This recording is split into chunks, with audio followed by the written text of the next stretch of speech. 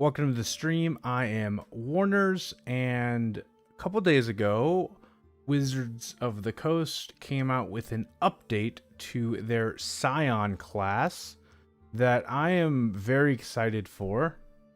I definitely liked the old version, but definitely it needed some changes.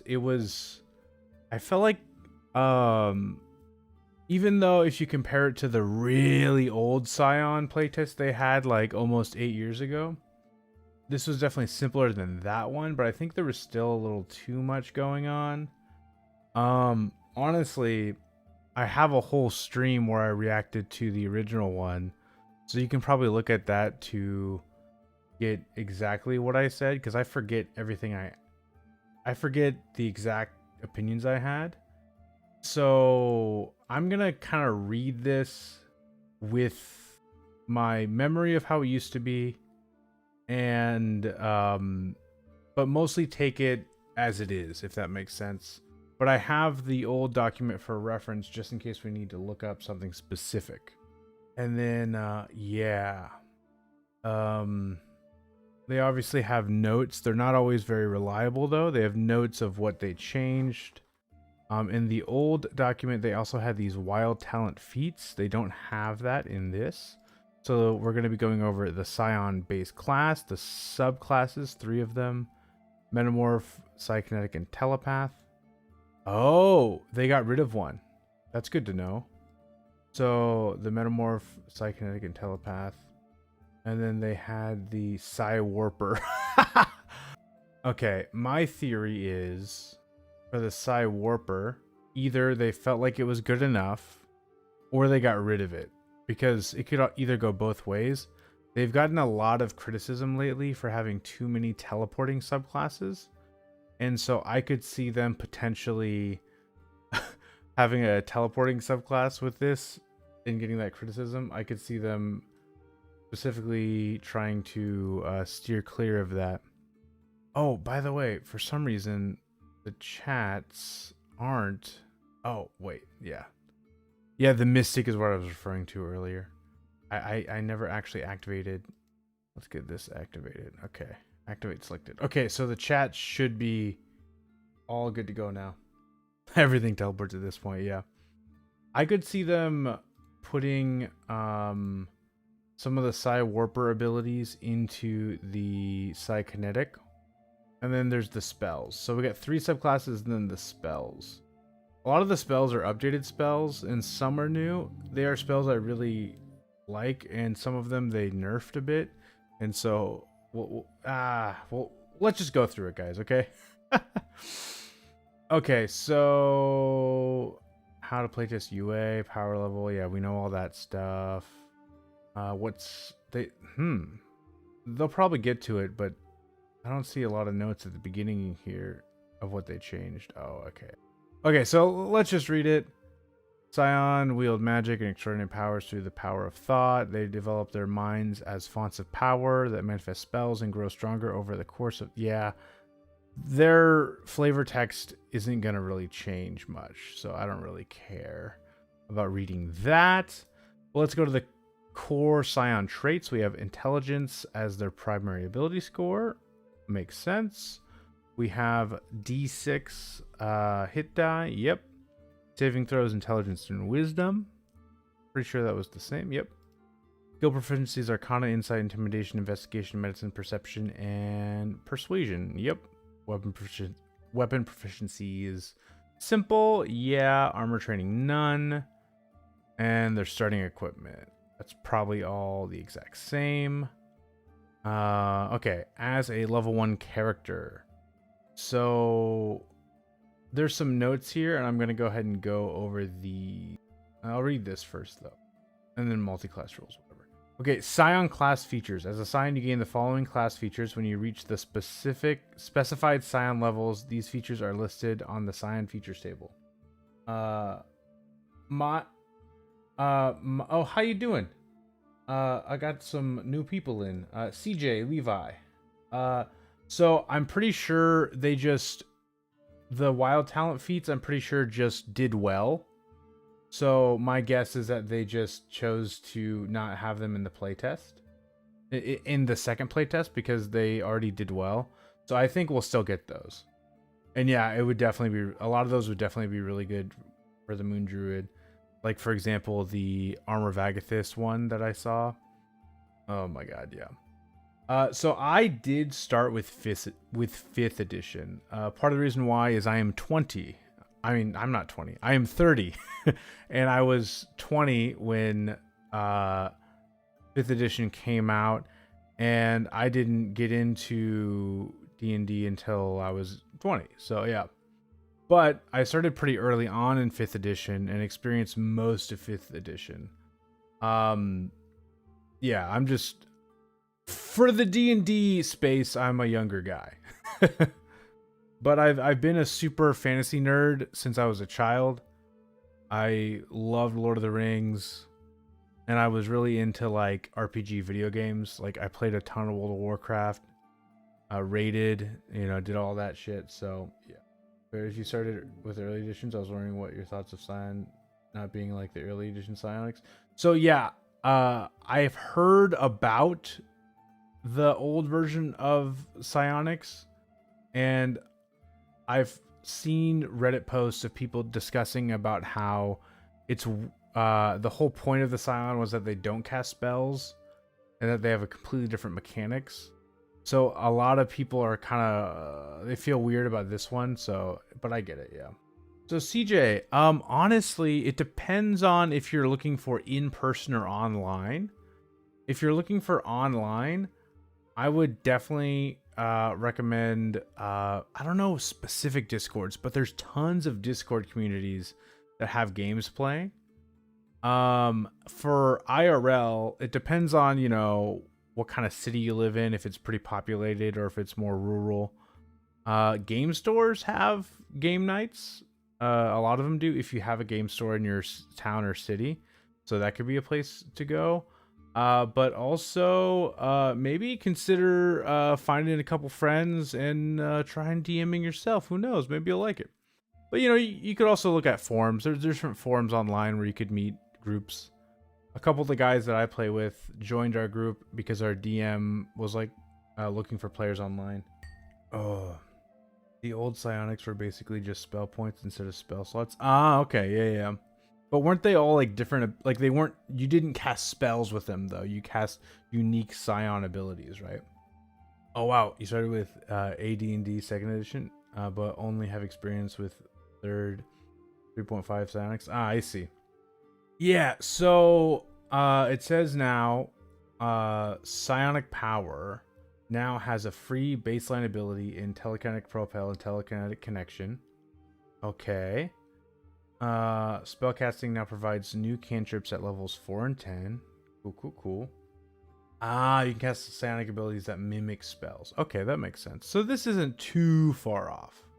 And I remember the Mystic had like a bunch of spell points type things, so that's kind of why they were doing that.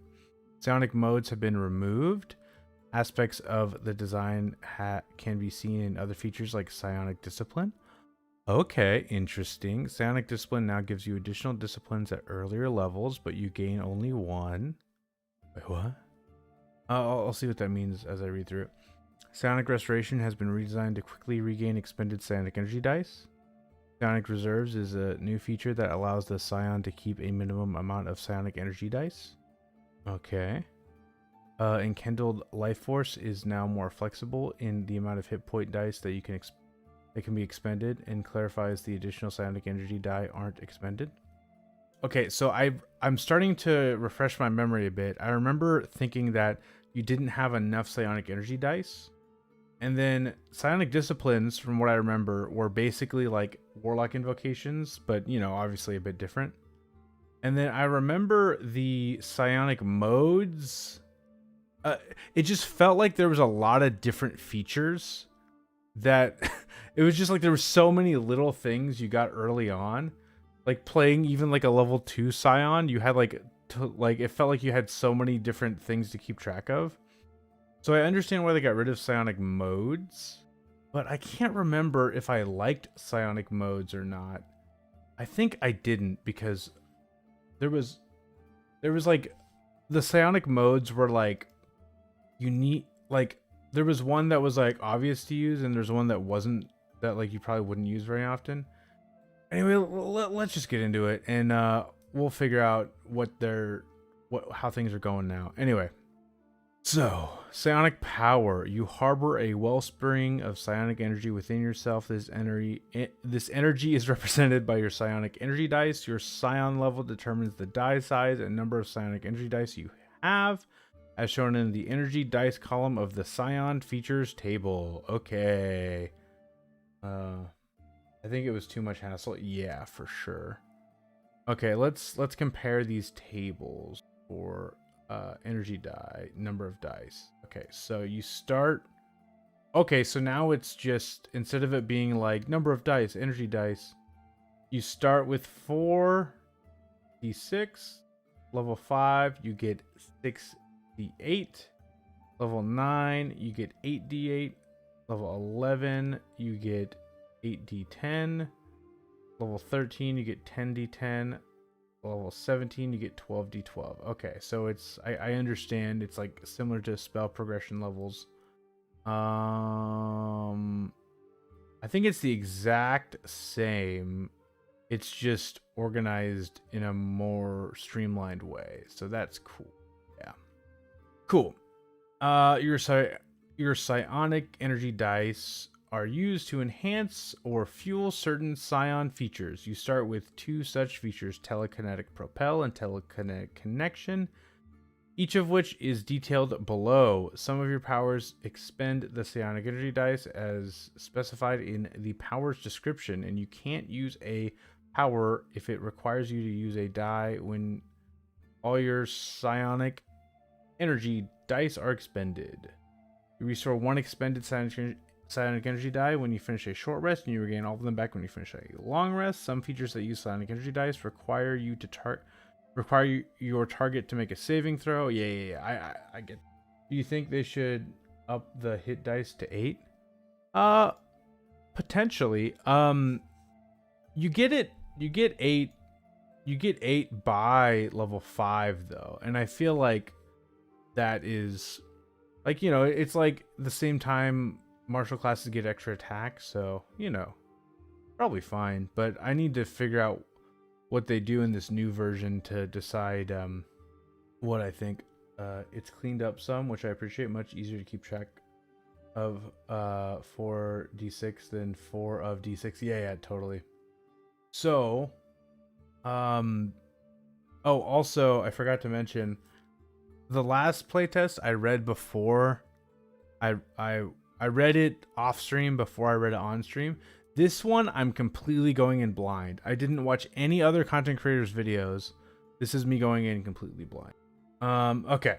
Telekinetic propel. As a bonus action, choose 1 larger, smaller creature other than you that you can see within 30 feet of yourself. When you do so, the target must exceed a strength saving throw or be moved 5 feet straight towards you or straight away from you. Alternatively, you can roll 1 psionic energy die when you take this bonus action, and the distance moved is equal to 5 times the number rolled. The die is expended only if the target fails the saving throw. Okay. So you can use it without expending a die and move them 5 feet. That's new. Oh, cool, Caden. We get to experience it together then. Honestly, I would say it's more similar to a sorcerer than a wizard. At least so far, but we'll see. So I think they're using the same sort of like you know how the new monk, they can use their focus point features. Some of their focus point features have a free version, and then they have a focus point version. I feel like they're using that same kind of design philosophy for this, so that's nice. No matter what, you can push a creature 5 feet away or toward you, so that's nice. Oh yeah, I get what you're saying, Caden, for sure. So you have telepathy within a range of 30 feet. Thank goodness. Oh my god. As a bonus action, you can roll 1 psionic energy die for the next hour. The range of your telepathy. I still don't like this though. Wasn't that what it was? Okay, it's better than it was. Okay, good. Yeah, it used to be telepathy within a range of 5 feet, which is like, why? Okay, yeah, so you have innate telepathy to a range of 30 feet, but you can extend the range with a psionic energy die equal to 10 times the number you rolled on your psionic energy die. Okay. So most likely you'll extend it by 30 feet, but up to 60 feet when you first get this ability. Okay. And it'll last for an hour. That's fine. That's fine. Ooh. Okay, spell casting. I feel like I don't need to read any of this except, well, actually no, let's read it because we gotta check if they have the somatic and verbal component shit. That's the same. You know, 2 cantrips. Yeah, they recommend minor illusion, telekinetic fling. I'm just skimming this just so I don't waste time. Okay, yeah. It's still a weird mechanic that your roll determines the distance. Yeah, I agree. It seems kind of like they just want to use the psionic energy dice. So they have found an excuse. So yeah. It's kind of like, yeah, I don't know. They just, yeah, people like to roll dice, I guess. So they're like, let's have them roll the die. Okay, when you cast a Psion spell, the spell doesn't require a verbal or material component. And that's still the same. Okay. So that's not changed at all. That is the most exciting thing. Not most exciting, but one of the more exciting things about the Psion that I like. So that's cool. Okay. Subtle telekinesis. You know the mage hand cantrip and can cast it without somatic components. And that means that you can cast it without verbal, material, or somatic components, since Psion already doesn't cast with verbal or material components. You can make the spectral hand invisible when you cast it. Yeah, that's the same. Cool. Psionic Discipline. Yeah, we're getting to where Psionic Modes is now gone. So let's see what Psionic Discipline... First of all, let's read Psionic Modes to see what we're lacking and see if they implement it anywhere else. So this is from the old UA. So the Psionic Modes was in the old one. There was attack mode and defense mode. You ignore resistance to psychic damage. Your psychic damage spells ignore resistance to psychic damage with attack mode. In addition, when you roll damage for a spell, you can expend one psionic energy die to reroll a number of damage dice up to your intelligence modifier. You must use the new rolls. Okay, in defense mode, you have resistance to psychic damage. In addition, when you fail an intelligence, wisdom, or charisma saving throw, you can make a reaction to expend one psionic energy die. Roll the psionic energy die and add the number roll. Okay. Roll the saving throw, potentially turning a failure into a success. Okay, yeah. So that was the attack and defense mode. Not very powerful. And I feel like some of these could be... The saving throw one's pretty powerful. But I would probably be in defense mode a lot of the time. But the resistance to psychic damage is just whatever. I feel like that could just be a passive. Maybe they become disciplined. So let's check it out. Okay. Psionic Discipline. You learn further psionic techniques that are fueled by your psionic energy die. You gain 2 disciplines of your choice, such as expanded awareness and eyed insination. I had to burp, sorry. Wanted to turn the mic off for that. Okay. Describing the psionic discipline options section later in the class description. You can use only 1 discipline each turn, and only once per turn unless otherwise noted in one of those options. Okay. Whenever you gain a Psion level, you can replace one of your Psionic Discipline options with one you don't know. You gain 1 additional option at Psion's level 5, 10, 13, and 17. Let me see if there's any difference. So you get less disciplines. Okay. As you level up. You used to get 2 per... You used to get 2 more at level 5, 10, 13, 17. My guess is they're stronger now, potentially. I'm going to go ahead and read the disciplines just so that I understand what's going on, okay?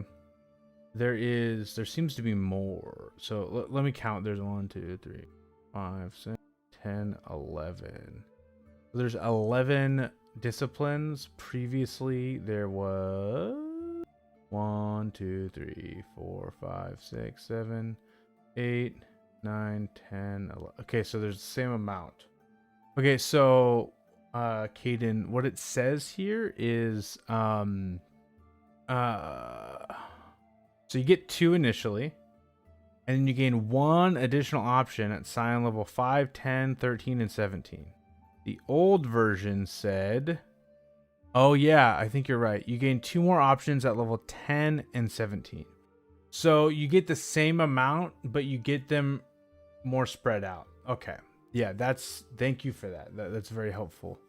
Yeah, okay. That's cool. That is definitely better. So you don't get less, you just get it spread out more evenly. Okay, so this might take a while, but this will probably be the bulk of the class. I'll try not to read all the old versions and try to just focus on the new versions, because I have a decent amount of time, but I don't have like that much time. So let's just read them, and then if I want to check, I will. Okay, so biofeedback: when you cast a Psion spell from the Necromancy or Transmutation School, you can expend a number of psionic energy dice up to your intelligence modifier, roll them, and gain a number of temporary hit points equal to the total number rolled plus your intelligence modifier. Okay. Oh, let's read their notes right here first, though, before I get too into these. Here are the main updates in this feature since its last appearance in Unearthed Arcana. Biofeedback and destructive thoughts are now more flexible. The number of psionic energy dice you can expend. Okay, cool. Bolstering Prognition, formerly Swift. Bolstering Precognition, formerly Swift Precognition, now provides a bonus to your or an ally's next D20 test. Ooh, that's cool. Devilish Tongue, Expanded Awareness, and Observant Mind, formerly Tactical Mind, now expend a psionic energy die only on a success. That sounds good. Sharpened Mind is a new discipline, and Ego Whip has been redesigned as a spell. Ooh, I like that. Just because I like new spells. That's mostly why I'm saying that. Okay, sorry. Okay, so when you cast a Psion spell, biofeedback: when you cast a Psion spell from the Necromancy or Transmutation School, you can expend a number of psionic energy dice up to your intelligence modifier, roll them, and gain a number of temporary hit points equal to the total number rolled plus your intelligence modifier. Okay. One thing to keep in mind here is I know that there's a cantrip. One of the cantrips they get that's really cool, the Telekinetic Fling. Oh, never mind. It's an evocation spell. I think it was... No, it was always evocation. Never mind. Never mind. Ignore me, guys. But you can use a transmutation or necromancy cantrip, because it doesn't say spell of first level or higher, and it doesn't say spell that expends a spell slot. It just says spell. So if you want to use like Mending Message... or prestidigitation, those will trigger biofeedback, and then you can gain temporary hit points equal to a psi energy dice up to your intelligence modifier. Okay, so yeah, that's kind of cool. Let me read some necromancy spells that they have access to. They have no necromancy spells at first level. But like Longstrider, okay. It was I do appreciate Ego Whip is now a Psion spell. It was originally a Psionic Power spell equivalent, 3.5. So it's nice that we're going back to basics. Oh yeah, that is good for sure. Okay, sorry, I was just checking that. Biofeedback seems pretty good now. I like that. Then we got Bolstering Precognition.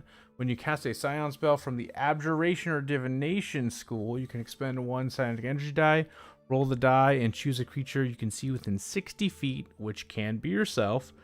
Till the end of your next turn, the creature gains a bonus to the next D20 test it makes equal to the number rolled. Okay. That's pretty cool. It's kind of like Bardic Inspiration. It's basically a Bardic Inspiration. But you can't use it as flexibly, because it says until the end of your next turn, the creature gains a bonus to the next D20 test it makes equal to the number rolled. Yeah, so it's Bardic Inspiration Light. Yeah, kind of like Bless, I guess you could say too. Yeah. So yeah, Bardic Inspiration Light, and it's tied to a Abjuration or Divination spell. which you could cast Blade Ward and give this, and then ooh, that's actually kind of nice. You can cast Blade Ward on yourself, and then one of your friends you can give a little bonus and divination. Or you could cast Comprehend Languages, Detect Magic, Mage Armor, Sanctuary, or Shield. Oh, that's Shield is the way to go for that. Oh my god, think about this. You just like cast Shield and then give your buddy a bonus. That's kind of cool. I like that. It kind of reminds me of So Free Barbs, but less broken and a class feature. Okay. Destructive Thoughts. When you cast a Psion spell from the Conjuration or Evocation school that forces a creature you can see to make a saving throw against the spell, you can expend a number of psionic energy dice up to your intelligence modifier and roll them. The creature takes psychic damage equal to the total number rolled plus your intelligence modifier. Okay. Regardless of the result of the saving throw. Ooh. I do kind of miss that Swift Precognition gave you a Quicken spell, and we have this instead. Ah, that's good to note. Yeah, so maybe that is somewhat of a nerf. I'll go ahead and read the old version of that one specifically, just so that we can recall what it does. Yeah, so Abjuration and Divination spells that are normally an action, you could make a bonus action. I remember, but like the. Yeah, and like that's cool because you could have cast Mage Armor as a bonus action. You could cast like Blade Ward. Yeah, dude, Blade Ward as a bonus action. I remember reading that and being like, ooh, I would get that for Blade Ward as a bonus action. And you can't do that anymore. Because Blade Ward is a very underrated cantrip in my opinion. But it being an action is kind of rough. Okay. Let's look at Destructive Thoughts. So yeah, so basically you do psychic damage equal to... Basically you can do guaranteed damage if you cast a Conjuration or Evocation spell on a target. You can do psychic energy dice up to your intelligence modifier. And that's great because like you could do, let's see, it's Conjuration and Evocation. So you could do like the new Telekinetic Fling ability, spell. The new Telekinetic Fling spell, you could cast that on someone. Oh wait, no, that's an attack roll. Never mind. So that wouldn't work. Okay, it might have to be... Maybe no cantrips you could do that with then. Okay, let's see. Conjuration, Evocation, Life Siphon. Okay, that's a new spell. That might be one that would work. Okay, we'll figure it out. But like Thunder Wave, you know. There's a lot of evocation spells that would probably work and be good. Okay. We got Devilish Tongue. When you take the influence action, you can roll one psionic energy die and add the number rolled to the ability check. If this causes you to succeed on the ability check, the die is expended. Okay, cool. Expended awareness. When you take the search action, you can roll one psionic energy die and add the number rolled to the ability check. If this causes you to succeed on the ability check, the die is expended. Nice. Okay. Intuition, however the hell you pronounce that. I remember not being able to pronounce that before. Okay, when you cast a Psion spell from the Enchantment or Illusion school that forces a creature to make a saving throw, you can expend one psionic energy dice and roll it. One target of the spell you can see subtracts half the number rolled, round up, from its saving throw against the spell. Okay. This Destructive Thoughts only has minor adjustments, but it's better clarified. Yeah, for sure.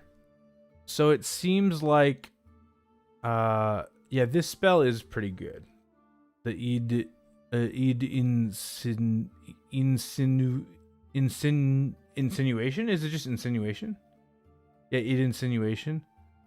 Enchantment or illusion though. Friends. Ooh. Charm person, command. Dissonant whisper. Yeah, no, that's really good. I could see myself taking that one. That's better before you had to roll 2 energy dice. Oh, yeah. Yeah, I like it. I like that one. That's probably, so far, that's definitely my first pick. Okay, let's look at... Oh my god, there's so many. Inerrant Aim. When you make an attack roll against a creature and miss, you can roll 1 psionic energy die and add the number rolled to the attack roll. This causes the attack to hit. The die is expended. Okay. I like that it is only expended if you hit. Observant Mind. It's nerfed, but it's better balanced. Sure. Observant Mind. When you take the study action, you can roll 1 psionic energy die and add the number rolled to the ability check. Yeah, they have a bunch of these ones. Okay, cool. Immediately after a creature, Psionic Backlash. Immediately after a creature you can see hits you with an attack roll, you can take a reaction to expend 1 psionic energy die, roll it, and reduce the damage you take from the attack equal to 2 times the number rolled plus your intelligence modifier. Okay. That's pretty good. Minimum of 2. I don't know. I just never seen that, so it's a thing to see that. In addition, you can force the attacker to make a wisdom saving throw. On a failed save, the target takes psychic damage equal to the amount of the damage reduced. Ooh. And that all costs 1 energy die? That's pretty freaking good. Wow. Yeah, Psionic Backlash is kind of crazy. Kind of goes hard. Let's say you roll 2d6 and you get like a 6, because that's probably what it'd be. Plus your intelligence modifier, though, which could be like, let's just say for the sake of being like talking about lower levels, let's say it's a 3 or a 4. You're looking at 9 to 10 damage reduced, and then you get to do 9 to 10 damage back at them and psychic damage if they fail a wisdom save. Yeah, that's interesting, Kevin. But yeah, being able to reduce some damage and inflict some damage, that's pretty nice. But I guess it scales pretty well because the die keeps getting bigger, you know? It'd be pretty high at higher levels. Okay, yeah. Okay, Psionic Guards. At the start of your turn, you can expend 1 psionic energy die. Until the start of your next turn, you have immunity to the charmed and frightened conditions and have advantage on intelligence saving throws. Okay. If you are charmed or frightened when you use this discipline, the condition ends on you. Huh. That's a good ability, but I feel like it doesn't come up that often. Maybe a little bit more with the new monster manual. There's definitely a decent amount of creatures that frighten and charm, but I don't know if I would take this as one of my first options for sure. This would be a later level option, if that. Yeah, for sure. Yeah, pretty similar. Yeah, it looks exactly the same, basically. Okay, Sharpen Mind. So this one I can tell they took inspiration from the Psionic Modes, or whatever it's called. What was it called? Yeah, Psionic Modes. And this one I'll compare. Sharpen Mind. Or Tactical Mind when you take... No, Swift... What? Oh, it's just a new one? Oh yeah, they got rid of Ego Whip. I remember now. Yeah. Made it a spell. The Berserker Barbarian has that as a subclass feature. Yeah, that's true. Oh, man. Okay, at the start of your turn, you can expend 1 psionic energy die to hone your destructive psionics. Roll the die and record the number rolled. You gain the following benefits for 1 minute or until you have the incapacitated condition. Okay, so this is basically psionic modes, but you just get 2 things. You get bypassing psionics, damage from your weapon attacks, psion spells, and psion features ignore resistance to psychic damage. Okay, that was attack mode.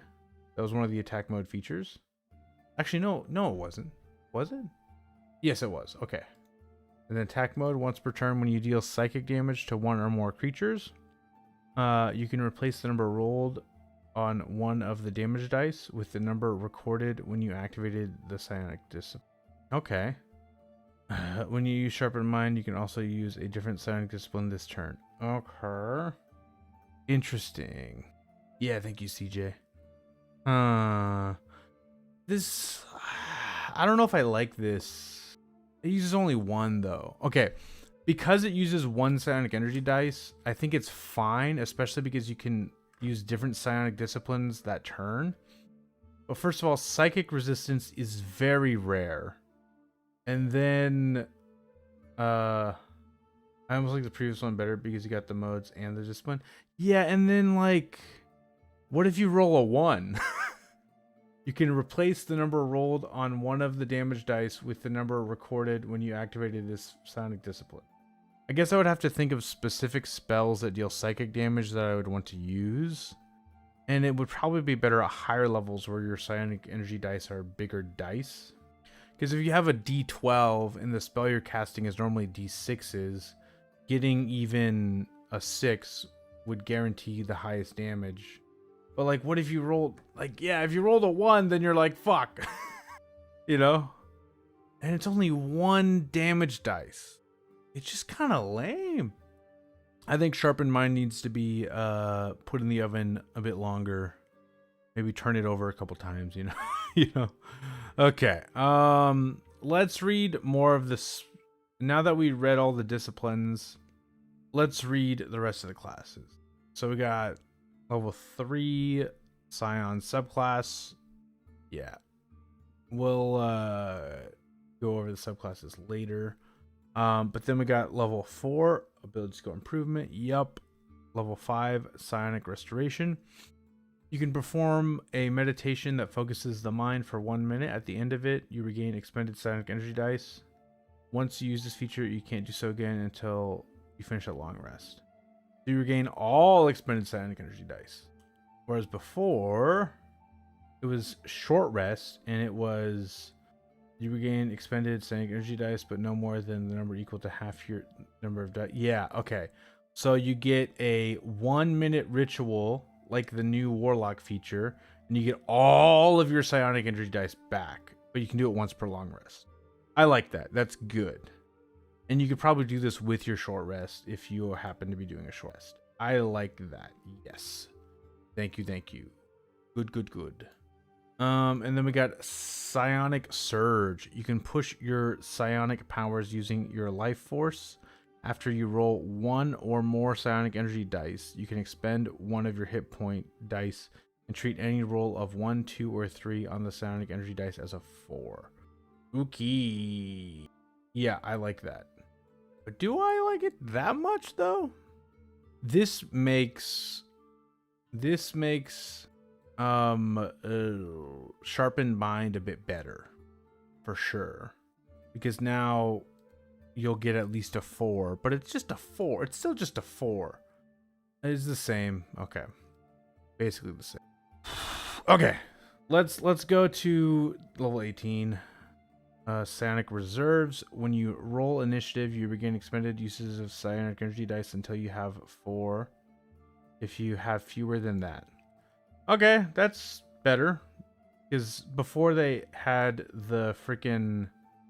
Oh, no, they just didn't have an 18th level. But I bet... Oh, yeah, so that's pretty good. Cool. Yeah, basically with Psionic Surge, you might take Sharpened Mind at... Well, it's actually at 7th level. But yeah, at 7th level for sure. But or are you saying at 10th level? Because you... Oh, no, yeah. No, I get what you're saying. Okay, Enkindled Life Force. This is level 20, so it's barely gonna happen ever. But you got Enkindled Life Force. You burn your life force to achieve greater psionics. Once per turn, when you roll one or more psionic energy dice for a Psion feature or Psionic Discipline, you can expend 1 or 2 of your hit point dice. For each hit point dice expended, roll an additional psionic energy die and add the numbers rolled to the total. This roll does not expend the psionic energy die. Okay, that's cool. That's cool, but I don't really care that much because it's level 20. But is it really worth a capstone? Let's read the old version. Once per turn, when you expend a psionic energy die and roll it for a Psion feature or Psionic Discipline, you can expend 2 of your hit point dice to roll 2 additional. Yeah, okay, it is the same. There was a note about it though. What was the note? What did the note say? Is now more flexible in the amount of hit point dice that... Okay, but they aren't expended. 1 or 2 of your hit point dice. Before it was... You can spend... Okay, so you can choose to spend 1 if you just want to spend 1. Or you can spend 2. Yeah. Cool. So yeah, that's fine. You know. Could be worse. I'm gonna... Before I go over the subclass, let's go over the spells because they have some updates. They say they have some notes, and then I want to see what they. I am very excited to see what they did to Metamorph because Metamorph was the one that I thought was the most interesting, and it is confirmed now, guys. I have at least an hour and 15 minutes, so that is pretty good amount of time to go over the rest of this, so that is nice. Okay, but by the way, how you guys doing this weekend? Sorry I haven't been coming out with videos super often lately. I've just been doing life stuff. But if you guys didn't hear, last month I came out with the College of Pantomime Bard subclass. Down in the description is my Patreon, and you can check out that subclass down there. And then later this month, I'm coming out with my new Barbarian subclass called the Path of the Executioner. And I just got the art for that. And later in the stream, I'll show you the... I'll give you a sneak peek of the art because I haven't posted it anywhere yet. It's pretty cool. Anyway, it's good if you don't have any dice left. Yeah, that's true. Well, I feel like it's good if you don't have a lot of dice left because you still need to use it. It's when you use Psionic Energy dice, you roll an additional Psionic Energy dice and add the number rolled to the total. RTs are good. Yeah, it's pretty sweet. It's a Fire Giant Ancestry Goliath Executioner. Pretty freaking cool. Okay. The artist did a great job too. Okay, so we have let's read the design notes for the spell list updates. So we have the Psion spell list includes the following new spells. Life Siphon, which that's a new spell. I've never heard of it. I don't think it was in the last playtest. Sanctuary, Shield, Thunderwave. I'm so happy they have Shield now. Oh my god. Yeah, I remember them not having shield and being like, how does melee class work? Ectoplasmic Trail, that's new. Ego Whip, which we mentioned earlier. Bleeding Darkness. Oh my god, that sounds awesome. Enemies Abound. Life Inversion Field. Mental Prison, Psionic Blast, Thought Form. Abby Dalzim's Horrid Wilting? Oh my god. This roll does not expend the Psionic energy die. But Caden, that is true, but you gotta look closer at it. It says this. It says, when you roll one or more Psionic energy dice from a Psion feature or Psionic discipline, you can expend one or two of your hit point dice. For each hit point die expended, roll an additional Psionic energy die and add the numbers rolled to the total. This roll does not expend the Psionic energy die. This roll. Wait. This could go either way. They said they clarified it. They said they clarified it more, but this is kind of confusing. This could go both ways. Yeah. Okay. Yeah. So yeah. Oh, that last sentence confuses me. Dude, Caden, you're so right. So yeah, it's like so my guess is what they're trying to say is that the extra hit dice you get are not expended, but the other hit dice are expended. But it's not clear enough, so people could assume that when you use this feature, none of the hit dice are expended. So yeah, I agree, Caden, for sure. Dang, that's weird. Okay, guys, I'm gonna skip looking at each individual thing on the list because they kind of told you here. I want to look at these new spells because I freaking love new spells, and I'm also excited to see what other classes get access to these, if any. Honestly, they should have some exclusive spells, so I expect there to be exclusive spells. We will go back to the subclasses after I go over these spells. Well, I already see Warlocks. Oh, yep, these are available to other classes. Yeah, okay. Design note, spell update. Several spells from Tasha's Cauldron and Everything return in this article alongside some new spells. Here are the main updates to the spells in this article. General updates. Returning spells have been refined and brought in line with revisions in the 2024 Player's Handbook. Oh yeah, I am very excited for this. Okay. New spells in this article: Bleeding Darkness, Ectoplasmic Trail, Life Inversion Field, Summon Astral Entity, that's a new one, and Telekinetic Crush. Add new options. No, wait, Summon Astral Entity was in the last one. I remember, yeah, and Telekinetic Crush. Add new options to various classes' spell lists. The Psion also receives unique spells: Ego Whip, Life Siphon, Psionic Blast, and Thought Form. Oh yeah, Psionic Blast was a feature in the last one, right? Or there was I remember reading Psionic Blast last time. Let me check. Or was it in the last UA as a spell? I just want to check that real quick. Or was it a feature of a specific subclass? I remember seeing the term Psionic Blast. Like, was it? Let me see. I think it was like the Psykinetic? Maybe I'm just wrong. Huh.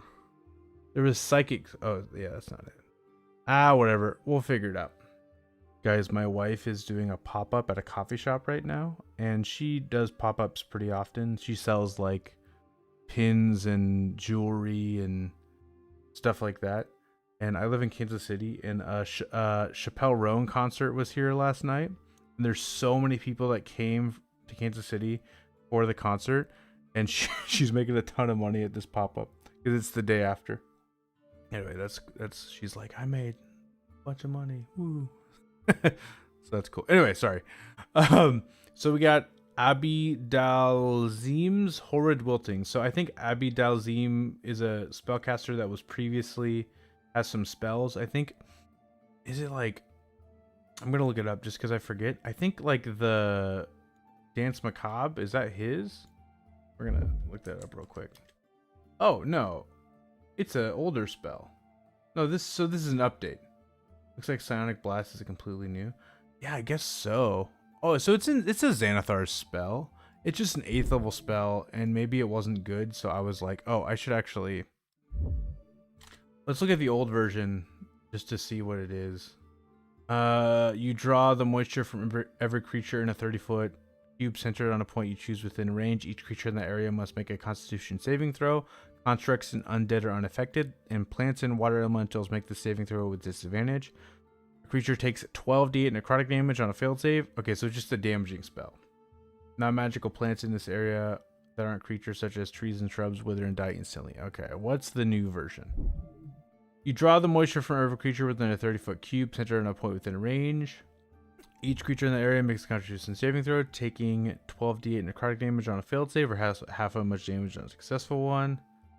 It's the same. It's the exact same. Okay. Cool. But it's the Psion, Sorcerer, and Wizard now. Cool. Bleeding Darkness. This spell has a very intriguing name to me, and I'm very excited. Okay. So. Oh, wait. Let me double check. I'm so dumb. I forgot to check the casting time and range. Oh, undead are affected now. It's so action, 150-foot range, verbal, somatic, material. Yeah, so all that's the same. Yeah, so now undead are affected. Okay. Those just like that's the thing about these changes. Sometimes it's one word. But it's important to point out. Okay. We got action, Bleeding Darkness, level 3 evocation spell. Action cast, 60-foot range, verbal, somatic, material, a vial of rare ink worth 50 gold plus. The spell does not consume it, at least it doesn't say so. Concentration up to a minute. Kind of burpy. You create an inky void in a 10-foot radius sphere at a point you can see above yourself within range. So that's similar to Moonbeam, but it's a sphere, it's not a cylinder. You can see above yourself. You can see a point you can see above yourself within 60 feet. So you have to put it. Okay, let's keep reading. When you cast the spell, magical darkness pours from the sphere, filling a 10-foot radius, 40-foot tall cylinder originating from the sphere until the start of your next turn. So it's going to be pretty close to you because it's a 60-foot range from where you are. That's so... They worded that. It's a cool imagery, but they worded that so weirdly. Okay, so 60-foot range. You put a 10-foot radius sphere. So the magic darkness pours from the sphere, and it's 40 feet tall cylinder. So basically, if you want it to be, I guess you can put it farther and lower. Yeah, so you could put it like 40 feet away, but only because what I'm assuming is the range is taking into account vertical range as well. So if it's 40 feet in front of you but 20 feet high, that's the limit of 60 feet, right? That's what I'm assuming. Anyway, yeah, let's keep reading. You filling a 10-foot radius, 40-foot tall cylinder originating from the sphere until starting next turn. The cylinder is difficult terrain and no light, magical, or otherwise can illuminate the area. When the darkness appears, each creature in the area must succeed on a Constitution saving throw or take 3d8 cold damage and have the blinded condition until the end of its next turn. Oh, okay. A creature also makes this save when it enters the spell's area for the first time on a turn or ends its turn there. A creature makes the save only once per turn. Until the spell ends, you can take a magic action to move the sphere. This is literally Dark Moonbeam, which is cool. Until the spell ends, you can take a magic action to move the sphere up to 20 feet horizontally and cause the sphere to pour magical darkness until the start of your next turn. Yes. So this is Evil Moonbeam that does cold damage and does magical darkness and blinds creatures. That's important because some creatures have Devil's Sight, but this spell doesn't. This spell doesn't give a shit if you have Devil's Sight because it blinds you. Moonbeam is at least easy to understand. Yeah. So I think the wording is oddly clunky for no reason. They could have worded this exactly like Moonbeam at the beginning and had the same effect. I love that Warlocks have access to this too because I love playing Warlocks. I think I would cast this spell. Blinded condition, guys, is kind of goes hard. Think about this, guys. You're a Warlock. If you decide to choose Warlock, you have Devil's Sight. You pick that as an invocation. You are fighting someone who has True Sight. You cast Bleeding Darkness on them. You can see through it. They can't, because even though they have True Sight does not make you immune to the blinded condition. You would have to have immunity to the blinded condition for it to not affect you. Oh yeah, it definitely makes sense that the Warlock gets it. So I freaking love this spell, but they should clean up the wording a bit. It's oddly clunky for no reason. And also the damage does scale, so it's also great for Warlocks. Because 3d8 cold damage, it does like 3 things in one spell, and it's 3rd level. So even without the damage, even without it scaling with spell level, it's good. And then it scales with spell level. So yeah. Okay. Cool. 3d8. What's Moonbeam's damage? I think it's about the same because Moonbeam's a 2nd level spell. I'm just this is something to keep in mind too. Moonbeam is a 5-foot radius. So this is even a larger radius. But yeah, it's a 2nd level spell and it does 2d10. Okay, so the damage, it's honestly similar though. 3d8, 2d10. Yeah, whatever. Anyway, I like it. Yeah, let's move on to the next spell. So we have Ectoplasmic Trail. This is interesting. It's also a Warlock spell. And Psion, of course. Casting time bonus action, range self. Opponent's verbal somatic. Duration instantaneous. You cloak yourself. Oh, yeah, same average damage. You cloak yourself in spirits that leave ectoplasm in your wake until the end of your turn. Okay. This could be fun with a specific build, potentially, where you make your speed very fast. While cloaked, you can move through occupied spaces as if they were difficult terrain. And moving doesn't provoke... Wait, what? While cloaked, you can move through... Oh! You can move, like there's creatures in that space. You can just move through it as if they were difficult terrain. And moving doesn't provoke opportunity attacks. Okay. You end your turn in such a space, you are returned to the last unoccupied space you were in. Interesting. Huh. While cloaked, whenever you enter the space of a creature, the creature becomes covered in ectoplasm until the end of your next turn. A creature covered in ectoplasm has its speed reduced by 10 feet and takes 2d8 necrotic damage at the start of its turn. This is a weird spell, okay? A creature can be covered in ectoplasm only once per turn. While cloaked, your speed increases by 10 feet for each spell slot level above second. Huh. Okay, so you cast this spell as a bonus action. With the level 2 version, your speed does not change. You then can move without provoking opportunity attacks and technically move through other creatures' spaces, but I don't think I would think about... I don't think that would come up very often for me personally. Until the end of your turn. If you end your turn in such a space... Oh! If you end your turn in such a space, it's saying if you end your turn in an occupied space, you return to the last... Okay. For a second, I thought it meant that you move and then you're teleported to where you started. But that's not what it's saying. It's saying that if you move through someone's space and ends your turn... It says occupied spaces, though. Is there like a... Does that mean... Is it trying to say like walls? Like you can go through walls? Let me see if there's any rules in the rules glossary that specify what an occupied space is. Because that is very specific wording. Occupied space. Rules glossary right here. A space is occupied if a creature is in it or if it is completely filled by objects. Okay.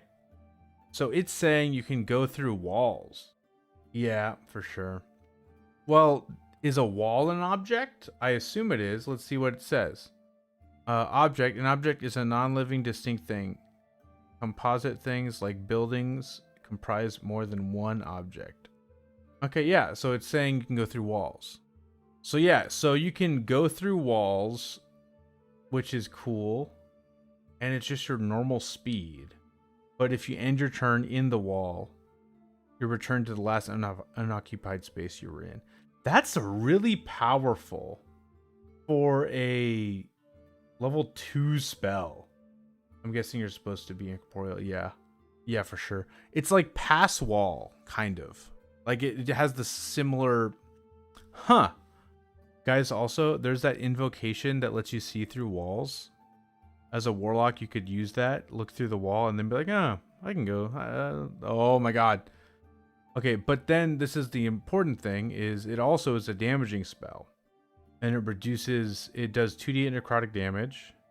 And it doesn't require a saving throw? Yeah. It just does 2d8 necrotic damage. No saving throw. And it reduces their speed by 10. No saving throw. The damage happens at the start of their turn. And they can only be covered in ectoplasm only once per turn. But upcasting it does not up the damage. So the damage is always 2d8. But upcasting does increase your speed.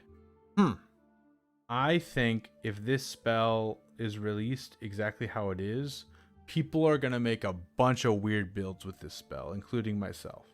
This could be like a tanking spell. Like I could see a tank build. Anyway, I'm going to, if I keep talking about this, I'm never going to get through all of this. So let's move on to Ego Whip. Okay, so this is a Psion exclusive spell. Imagine using this spell with a cleric spamming Spirit Guardians. Oh my gosh. Well, this is the thing. It doesn't require concentration. And it's a bonus action.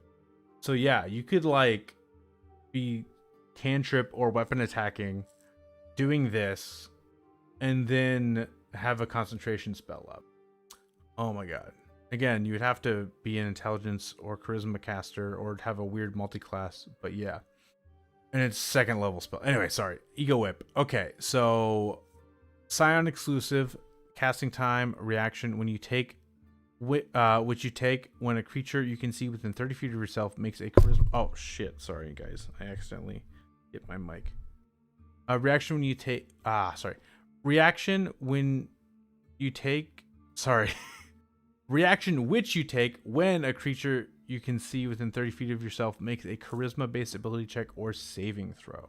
Okay, the creature makes a charisma saving throw. On a failed save, the target must subtract 1d8 from the ability check or saving throw. Okay.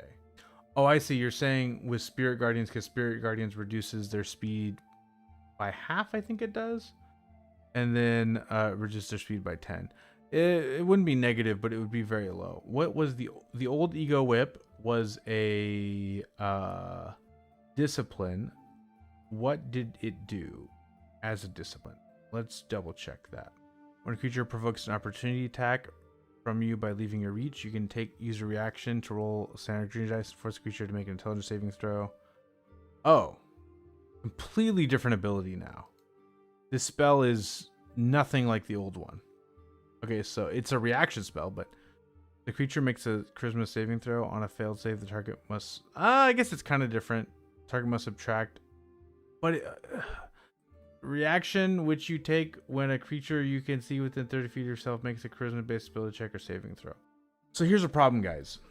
You can only cast one spell slot per turn. That is the new rule. And even though this is a reaction spell, with the new way spells casting works, you cannot use this on your own spell unless it doesn't require a spell slot for some reason. Because it says reaction which you take when a creature you can see within 30 feet of yourself makes a charisma-based ability check or saving throw. So you have to wait for one of your party members to cast a charisma saving throw spell on an enemy, or a enemy does a charisma based ability check. So in combat, it probably won't come up very often. This would probably be used more as a role-playing spell, but also, and keep in mind you're a Psion, so you don't use verbal or somatic components. And this spell only has verbal components. So yeah, this is a spell you cast when you're in like a party setting, or you're in like, you're in like some sort of roleplay setting, and the bad guy's trying to lie to you, and you can cast this spell and reduce their charisma based ability check where they're trying to deceive you. Yeah, class features might trigger as well. That's true. So yeah, but that's what I think this is for, and I think that it's pretty good for that. And it is an enchantment spell. And what is the psionic discipline that works with enchantment? I forgot. Let's see the combo. Let's see the comboing that this could do. Guys, there's so many spells. Oh my god, I got like 45, 50 minutes. I haven't even gotten to the subclasses. But let's go to psionic disciplines. I know there's one that works with enchantment spells. Maybe I'm wrong. Yes. When you cast a Psion spell from the enchantment or illusion school that forces a creature to make a saving throw, which that one does, you can expend one psionic energy dice and roll it. One target of the spell you can see subtracts half the number rolled. Okay, so you can, if you combo those, you could be able to lower the saving throw for that. Okay, cool. Original 3.5 Ego Whip says the target takes 1d4 points of charisma damage, or half that amount, minimum of 1 point on a successful save. A target that fails its save is also dazed for 1 round. So I don't understand enough of the 3.5 mechanics, but this seems more similar to the original in a way, though, because I'm assuming charisma damage does something similar in the old version. Okay, let's move on to Enemies Abound. This is a spell that I forget what it does because it was bad. But Bard, Scion, Sorcerer, Warlock, Wizard. I feel like I'm gonna... The old version, I'm gonna just skim it. I don't have time to do all these spells in depth. You reach into the mind of one creature you can see and force it to make an intelligence saving throw. A creature automatically succeeds if it is immune to being frightened. On a failed save, the target loses the ability to distinguish friend from foe. Regarding all... Oh, yeah. So it's a spell that makes it attack other people. Attack anyone. Each time the target takes damage, it can... Yeah. Yeah, so it's like you target a creature. If they fail and you're concentrating for 1 minute, they attack random people. What's the new version? Physical damage would be like the shadow dealing strength damage. Oh, wow. So Ego Whip was a bit better then. That's crazy. If you have hit 0 charisma though, you just go into a coma. Dang. Okay. New enemies abound. Bard, Scion, Sorcerer, Warlock, Wizard. Concentration 1 minute. The action, that's the same. Choose a creature you can see within range. The target must succeed on an intelligence saving throw or have the frightened condition for the duration. While frightened, so they have the frightened condition as well. Instead of just being immune if they're immune to frightened. While frightened, the target loses the ability to distinguish friend from foe and is affected in the following ways. The target regards all creatures it can see as enemies. When the target chooses a creature other than itself for an attack, spell, or an ability, or other ability, it must choose at random from among creatures it can see within range of that attack, spell, or ability. The target must make an opportunity attack each time it is able to. Each time the target takes damage, it makes another... Okay. This can be better. Has the potential to be better. Because let's look at the frightened condition real quick. Because before, it did not give the creature the frightened condition. And now it does. This could... while you have the frightened condition, you experience the following effects. You have disadvantage on ability checks and attack rolls while the source of fear is within line of sight. You can't unwillingly move closer to the source of fear. Okay. Not gonna lie. I wish this spell was available to the ranger. Enemies abound? Yeah, no, I get what you're saying. Like Gloomstalker, that'd be very flavorful. Okay, so this is my opinion on this. It is slightly better now because the creature, if you are within line of sight, it cannot come towards you. So if it is a melee attack, if it is a melee, monster, then it has to choose a target to attack that is within its range, and it can't move closer to you. So it has a higher chance of hitting one of your enemies if you use it strategically than it having basically a 50-50 chance of hitting you or someone else. Okay, so that's cool.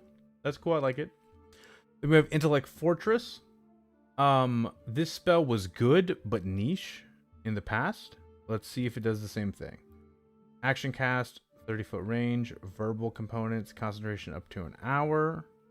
For the duration, one willing creature you can see within range has resistance to psychic damage, as well as advantage on intelligence, wisdom, and charisma saving throws. I think the past one, if I'm remembering correctly, only gave you advantage on intelligence saving throws. Let's double check. Cautious Cauldron of Everything. No, it's the same. But it said the creatures must be in the... So before, yeah, the old version also was all 3 mental saves. I'm trying to see if there's any differences. The only difference I see is something that doesn't really make sense. So the range is 30 feet. In the old version, the range is 30 feet. But in the old version, it says when you upcast it, the creatures must be within 30 feet of each other when you target them. But that should be obvious because the range is 30 feet. And so they just took out that sentence. That's it. Okay. Maybe it's who it's available to. So Artificer, Bard, Sorcerer, Warlock, Wizard. Artificer, Bard, Scion, Sorcerer, Warlock, Wizard. Yeah, it just adds the Scion. Okay. Oh, so it's worse. They nerfed it. It used to be you and one willing creature. Now, the base version of the spell is just one willing creature. Okay, yeah, you're right. They nerfed it. I don't think it needed nerfing. Interesting. That spell's way better than I remember it being, by the way. The original version. Okay, anyway. Let's go to Life Inversion Field. So this is a brand new spell. Cleric Psion Sorcerer. Okay. Yeah, yeah, I know. If I said or, I meant and. So it used to be you could target it on you and another creature. Now it's just one willing creature. So the base form is just on one target, and the old one, the 3rd level version, it was for 2 targets, including yourself. Okay, concentration up to a minute, action casting time, verbal somatic, range self, an aura radiates from, oh, new aura spell, cool. An aura radiates from you in a 30-foot emanation for the duration. When you create the aura, you regain, oh, really? The old one is you or one? Oh, so it's basically not changed at all, because one willing creature can be yourself. So that's just like, okay, never mind then. It's basically the same. Concentration up to a minute. An aura radiates from you in a 30-foot emanation for the duration. When you create the aura, you regain 4d8 hit points. Cool. Whenever you regain hit points, you can choose a creature you can see in the aura and force it to make a Constitution saving throw. On a failed save, the creature takes necrotic damage equal to half the amount of hit points you regained. Creature makes this save only once per turn. Oh my gosh. This on a life cleric sounds fun as hell. Ooh, wow. Concentration up to a minute. Okay, so you get an initial thing of healing, and then you can, whenever you get healed for the next minute, creatures take necrotic damage equal to half the amount of hit points you regained. This is kind of similar, and then upcast to 1d8 for each spell slot level above 4. That's just for the initial healing, though.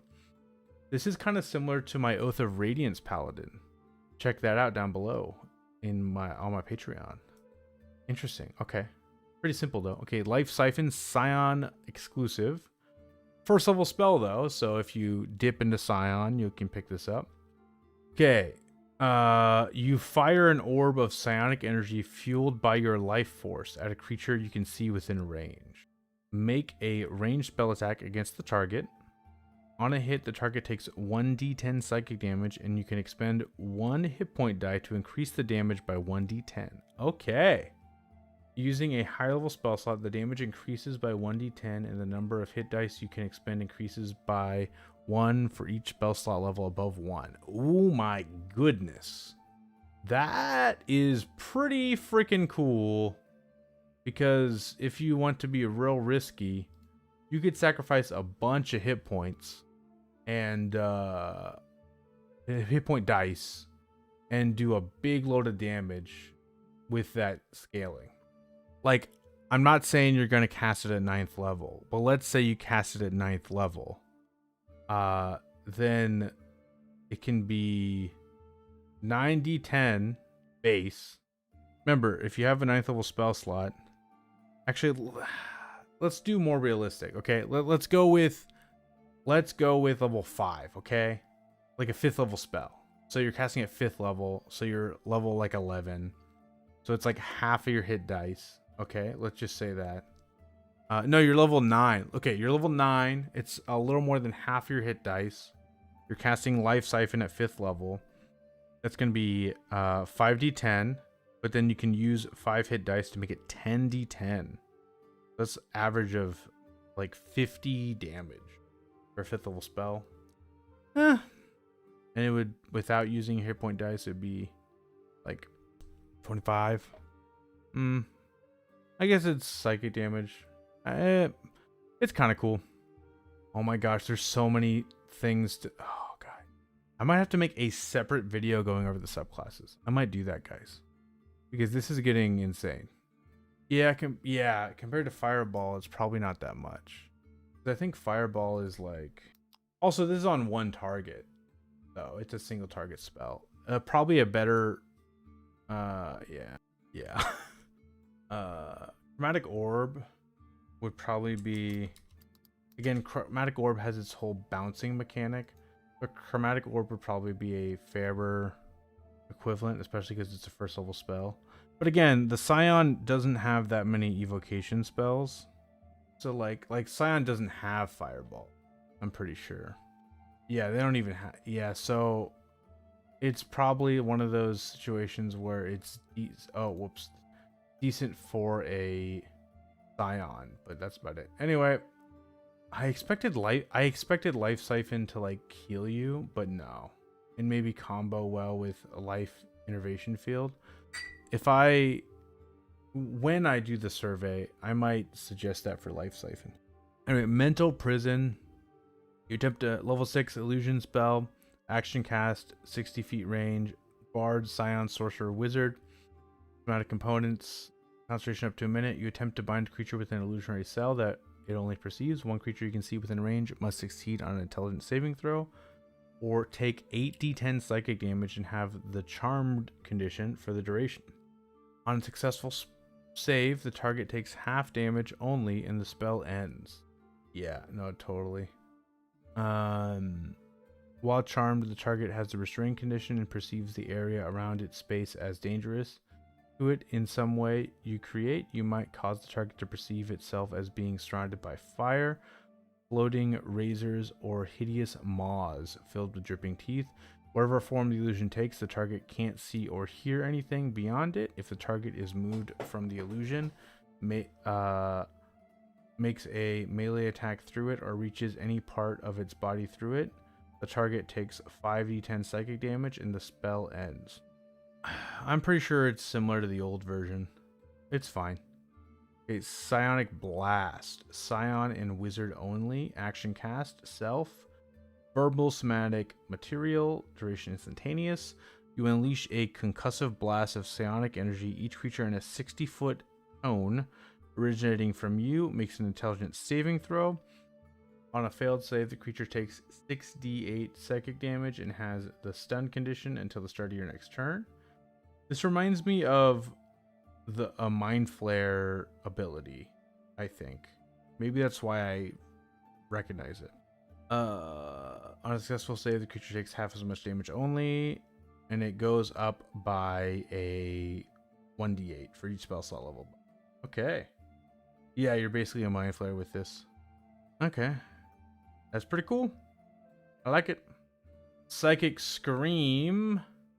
Level 9 enchantment spell, bard, scion, sorcerer, warlock, action cast, 90 feet, components somatic, duration instantaneous. Remember, this is a 9th level spell, so you have to mentally compare it to spells like wish or prismatic wall or things like that. It's a weaker illithid though because it's only one round. Yeah, no. So yeah, remember, it's a 9th level spell. You unleash the power of your mind to blast the intellect of up to 10 creatures of your choice that you can see within range. Creatures that have an intelligence score of 2 or lower are unaffected. Each creature must make an intelligence saving throw. On a failed save, the target takes 14d6 psychic damage and has the stun condition. Okay. On a successful save, the target has half as much damage, takes half as much damage only. The target is reduced to 0 hit points by this damage. Its head explodes if it has one. At the end of each of its turns, the stun target repeats the save, ending the condition on itself on a success. That seems very similar to the old one. I'll look it up real. I spelled that wrong. Yeah, what the fuck? Stilifist Scream. So, I know I'm spelling this wrong. Why can't I fucking spell psychic? I'm so dumb. There it is. I'm not dyslexic. There it is. Xanathar's guy. Yeah, 14d6 psychic damage, stun condition, 10 creatures. Okay. It's the same, but remember the stun condition is different now. So keep that in mind. Okay. Psychic Lance. I love this spell, so I know how it works. I've used it on my Warlock often. Okay, we have Psychic Lance, Reluthiums. This is originally in Fizzbands, I'm pretty sure. Level 4 enchantment, Bard, Scion. Yeah, it's more streamlined for sure. Bard, Scion, Sorcerer, Warlock, Wizard, action cast, 120-foot range, verbal, instantaneous. I remember in the last UA, they had it in here, and it was nerfed, and I was sad. So let's see if it's the same. You unleash a shimmering lance of psychic power from your forehead at a creature you can see within range. Alternatively, you can utter a creature's name. A pseudonym, title, or nickname doesn't work. If the named target is within range, it becomes the spell's target even if you can't see it. Yep.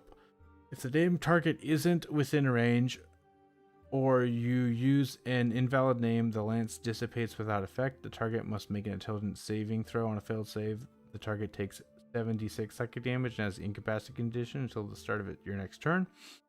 On a successful save, the target takes half as much damage only. Yeah, it's in Fizzbands, correct. Yeah, okay. What did I not like about the old version? Maybe I'm just wrong and I'm misremembering it. You only use a ring lance of psychic power. Oh, maybe I'm just wrong. Because it looks exactly the same and it seems exactly the same as what it was in Fizzbands. So yeah.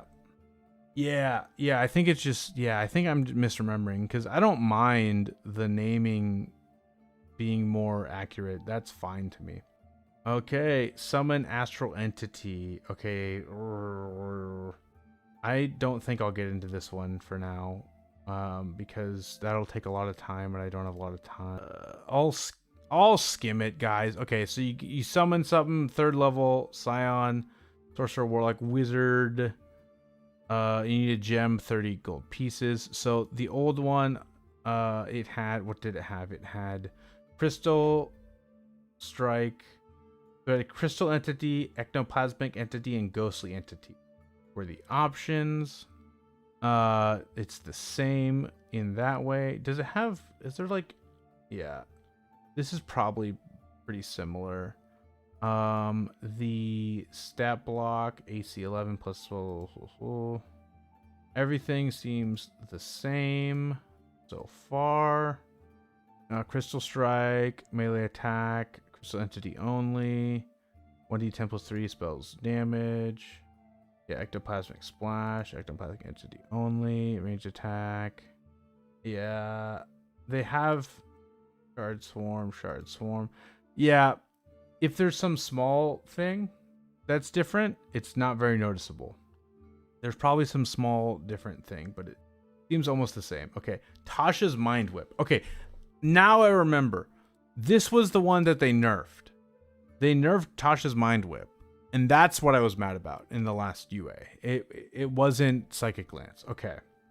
You psychically lash out, but I think I wasn't that upset. I think other content creators were more upset than I was about it because it was still pretty good, if I'm remembering right. So let's look at the one in the UA. You can't make opportunity attacks until the end of it. Can't make opportunity attacks to the end of its next turn. Moreover, on its next turn, it can take either an action or a bonus action, not both. On a successful save, the target takes half damage only. 3d6 psychic damage. Yeah, I think it used to say it can't make reactions, and now it just says it can't make opportunity attacks. And I think that was the nerf. What does it say now? So failed save takes 3d6 psychic damage. Can't make opportunity attacks till the end of its next turn. On its next turn, it must choose whether it gets. Oh yeah, and in this version, the last one that I didn't like. Okay, I now know. Okay, so in the original Tasha's Mind Whip, it was can't make reactions. It also has to choose to move, take an action, or a bonus action, not both. The updated version in the first UA, it took away in that list of things it has to choose from, it took away movement. So it had to it could move no matter what. This it could still move. This updated version that they just came out with, they added back move. Good. I like that. I'm fine with them still being able to do reactions that aren't opportunity attacks. A lot of monsters don't even have reactions anyway. So yeah, that's fine. I like it. It's basically the same as the original, just slightly different. Okay. Telekinetic Crush level 3 transmutation. Psion, Sorcerer, Warlock. You create a field of crushing telekinetic force in a 30-foot cube within range. Each creature in the area must make a strength saving throw. On a failed save, the target takes 5d6 force damage. and has the prone condition. On a successful save, the target takes half as much damage only. I like it. I like it a lot. Actually, Caden, that's no longer the case. That was true in the playtest, but if you look at the new monster manual, they changed that. It's back to the old way legendary actions. So yeah. There was that early dragon stat block, like ancient green dragon stat block, but they actually changed it by the time of full release. This seems fine, and I don't think it changed much. If it did, it's not anything noticeable. I like this new spell. It's pretty cool. Okay. Telekinetic Fling. This is the cantrip that Psions exclusively get. Okay, action, 60-foot range. Thematic components, which you ignore anyway, because you're a Psion.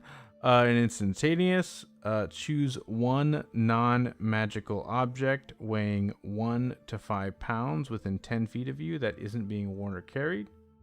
Within 10 feet of you that isn't being worn or carried, to breathe in psionic energy. And fire at a creature within range. Make a ranged spell attack against the target. On a hit, the target takes 1d10 force damage. On a hit or miss, the object falls to the ground undamaged. That seems exactly the same. Then we have level 6 Thought Form. Level 6 Transmutation. Psion exclusive. Bonus action. Range of Self. Verbal and material components. The material component is brain matter in a vessel worth 500 gold pieces. Interesting. Duration concentration up to 1 minute. Well, it's because Telekinetic Fling is a cantrip, whereas Catapult is I think it's a 2nd level spell. It might be a 1st level spell, so that's why. Okay. Concentration up to a minute. You briefly transform into a psionic spirit. Ooh. You gain the following benefits until the spell ends. You have immunity to poison and psychic damage. Immunity. And you have immunity to the exhaustion condition. Ooh, you are a nightmare for night flares. Night flares, no. For mind flares.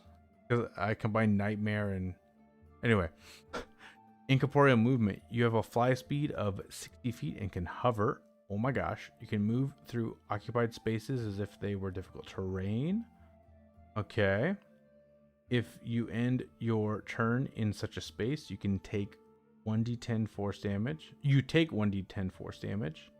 If the spell ends in such a space, you are returned to the last unoccupied space you were in. Psionic Recharge. As a magic action, you can touch a creature, which can be yourself, and roll 1d6. The creature regains 1 expended spell slot, the level of which equals half the number rolled. Rounded up or lower.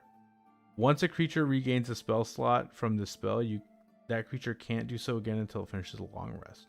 Ooh, that is a really, really cool spell. Wow. I really like this. Okay. It is concentration, though. I could see if you have a lot of spellcasters in your group, even casting this out of combat just to recharge spell slots. And then you get a fly speed with hover, and you're immune to poison and psychic. And you can move to occupied spaces. I feel like 6th level is a little too high for this, though. And the psionic recharge feels kind of out of place with the rest of the abilities. Feels like a better astral projection. Yeah, because astral projection is kind of a niche spell. I think I would have to put more time into thinking about this one. Definitely not a bad spell. It's just kind of seems kind of unfocused in specific. Okay. So that's all the spells. So guys, I have 20 minutes. Should I do the subclasses, or should I do a separate video for the subclasses? Because 20 minutes isn't a lot of time, but also it might be enough to at least go over the subclasses a little bit, and then maybe I'll make a separate video going over subclasses more in depth later. Yeah, I think what I'll do is I'm gonna yeah, I might just end early.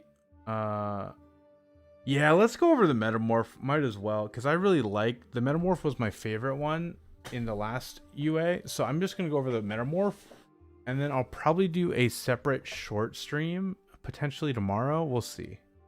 Going over the other two subclasses, I think. Yeah, I'll just do the Metamorph. Okay. Psychically sculpt life in flesh. Your mastery of psionic powers turns inward.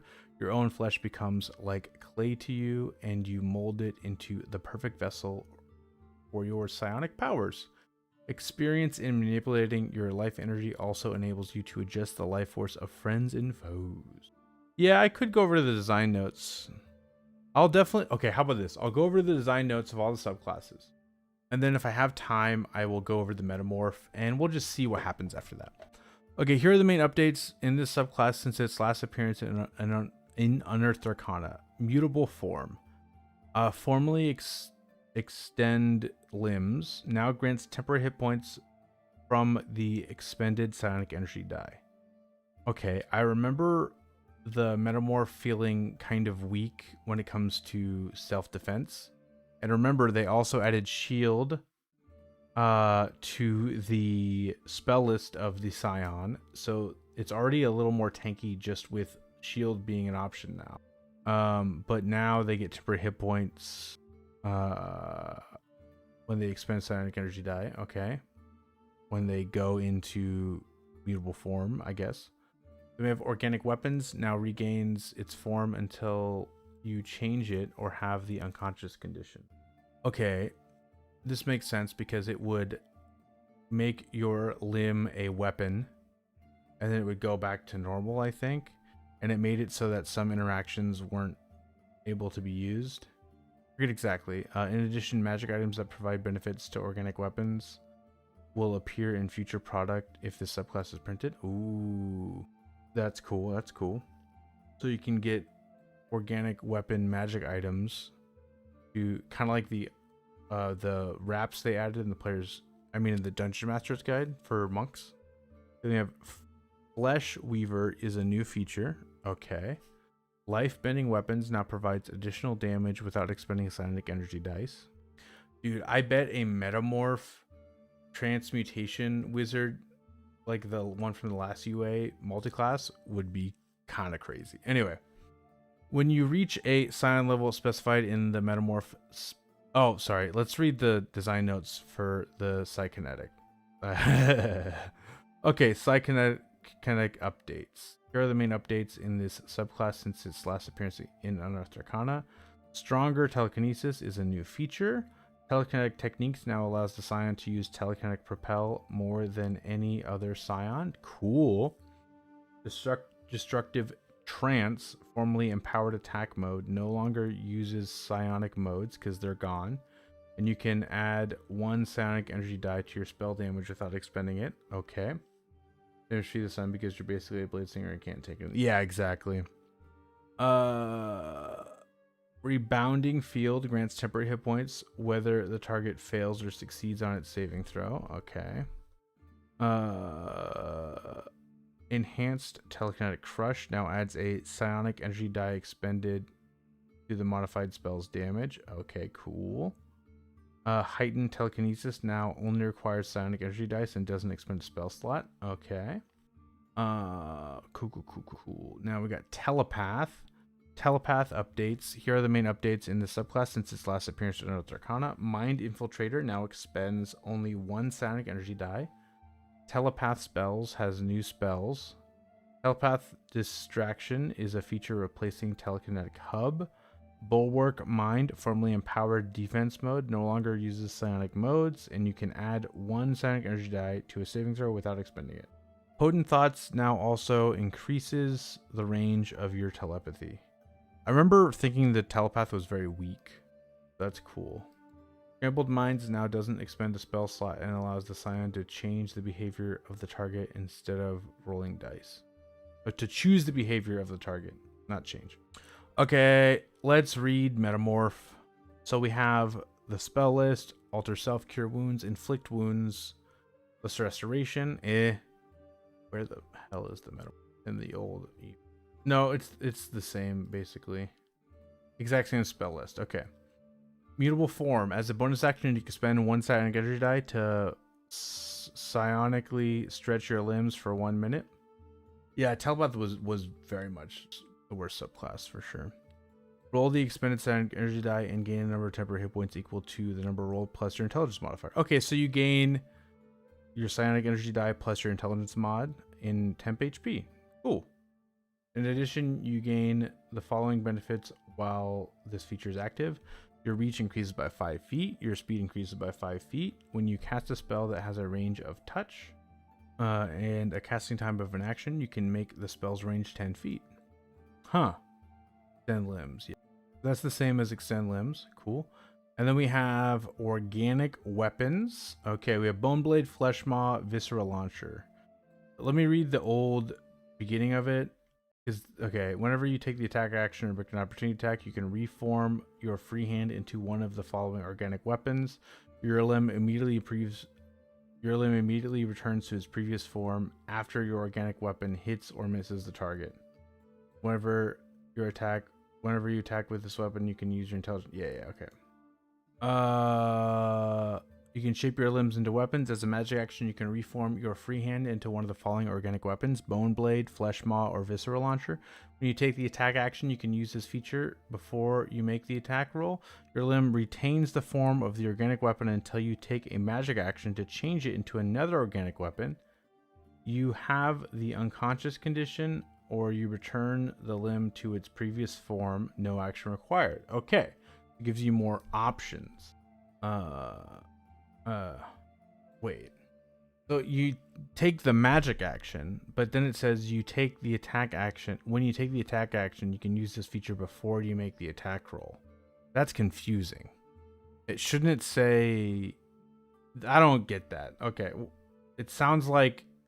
So you're doing two actions. Why don't they just say... Why does it got to be the magic action? Anyway. Whenever you attack with the weapon, you can use your intelligence modifier for the attack and damage rolls. Okay, yeah. Bone Blade, a blade made of bone springs from your forearm. A blade made of bone springs from your forearm or extends from your hand. Yeah, no, totally. The blade counts as a simple melee weapon with the finesse property and deals 1d8 piercing damage on hit. You have advantage on the attack roll you make with the blade if at least one of your allies is within 5 feet of the target and the ally doesn't have the incapacitated condition. Yep. Yeah, I didn't even mention the magic action before. Yeah, I don't understand why it added that. Okay, that seems basically the same as the old one. Flesh Maw, your fist and forearm coalesce into a hardened mass of flesh and bone. The maul counts as a simple melee weapon and deals 1d10 bludgeoning damage on a hit.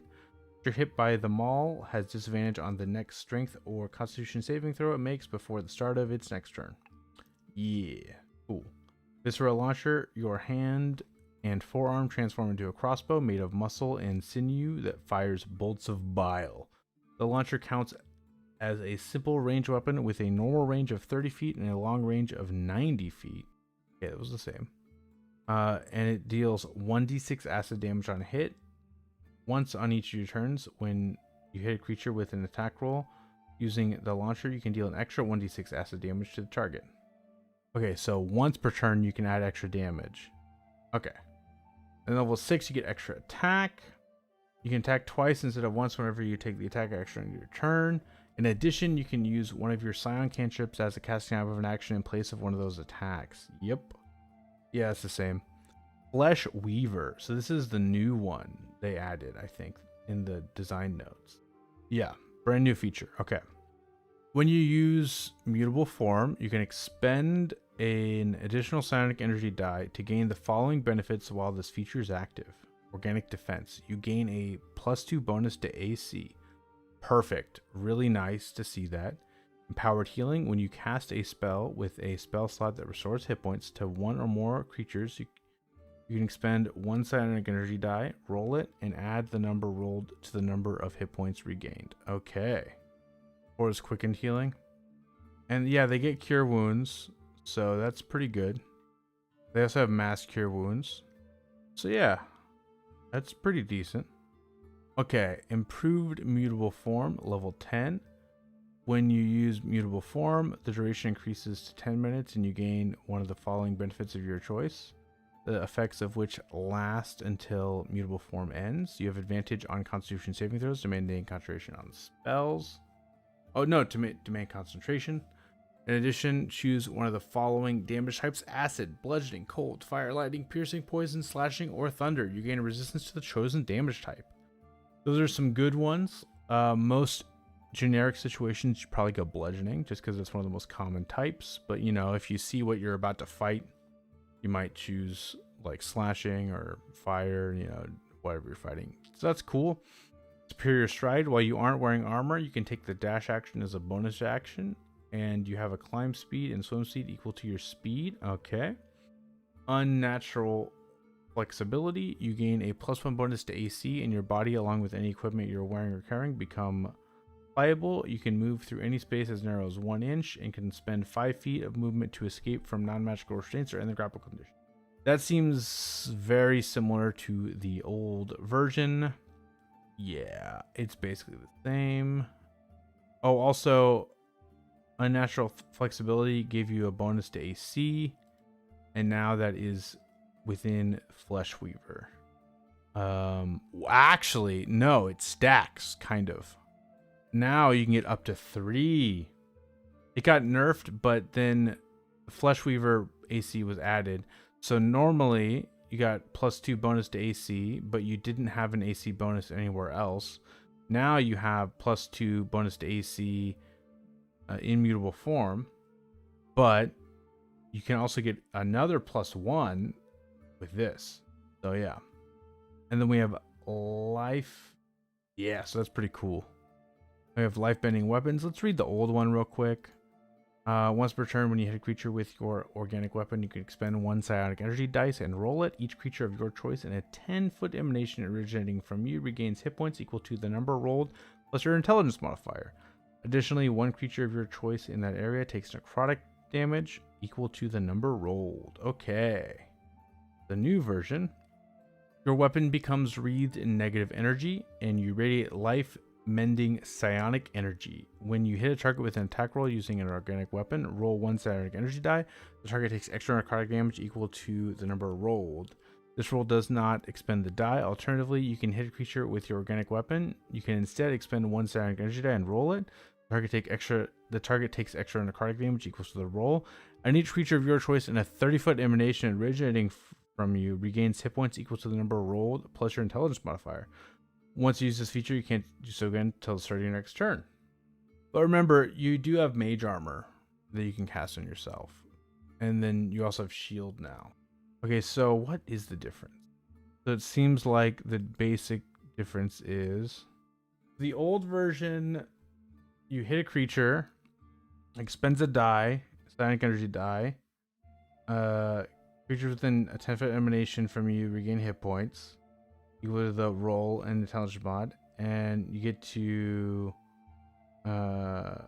inflict some necrotic damage on an enemy. The new version, when you hit a target with an attack roll using your organic weapon, you roll a psionic energy die.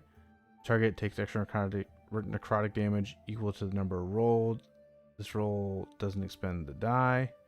Alternatively, okay, so yeah, so it seems like, so okay, this is what it is. You can use this every turn without expending a psionic energy dice if you just want to deal the damage.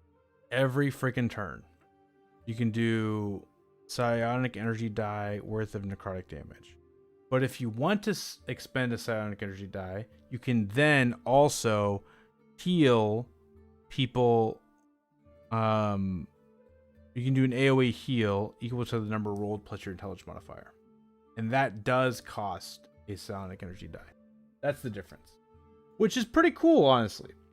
Okay, guys, so this is what I'm going to do. So last time I streamed, I took this stream and I made it into a video and I posted it as a separate video. I'm going to do the exact same thing with this one, and I'll post it later as a full video, but I'm going to add my reaction to the other two subclasses. Does that make sense? So yeah, I'm going to record that later, and then I will probably do that off stream, but then my reaction to the other two subclasses will be in that reaction video. Okay. Anything that keeps your energy dice is good. But I definitely like this Psion a lot more.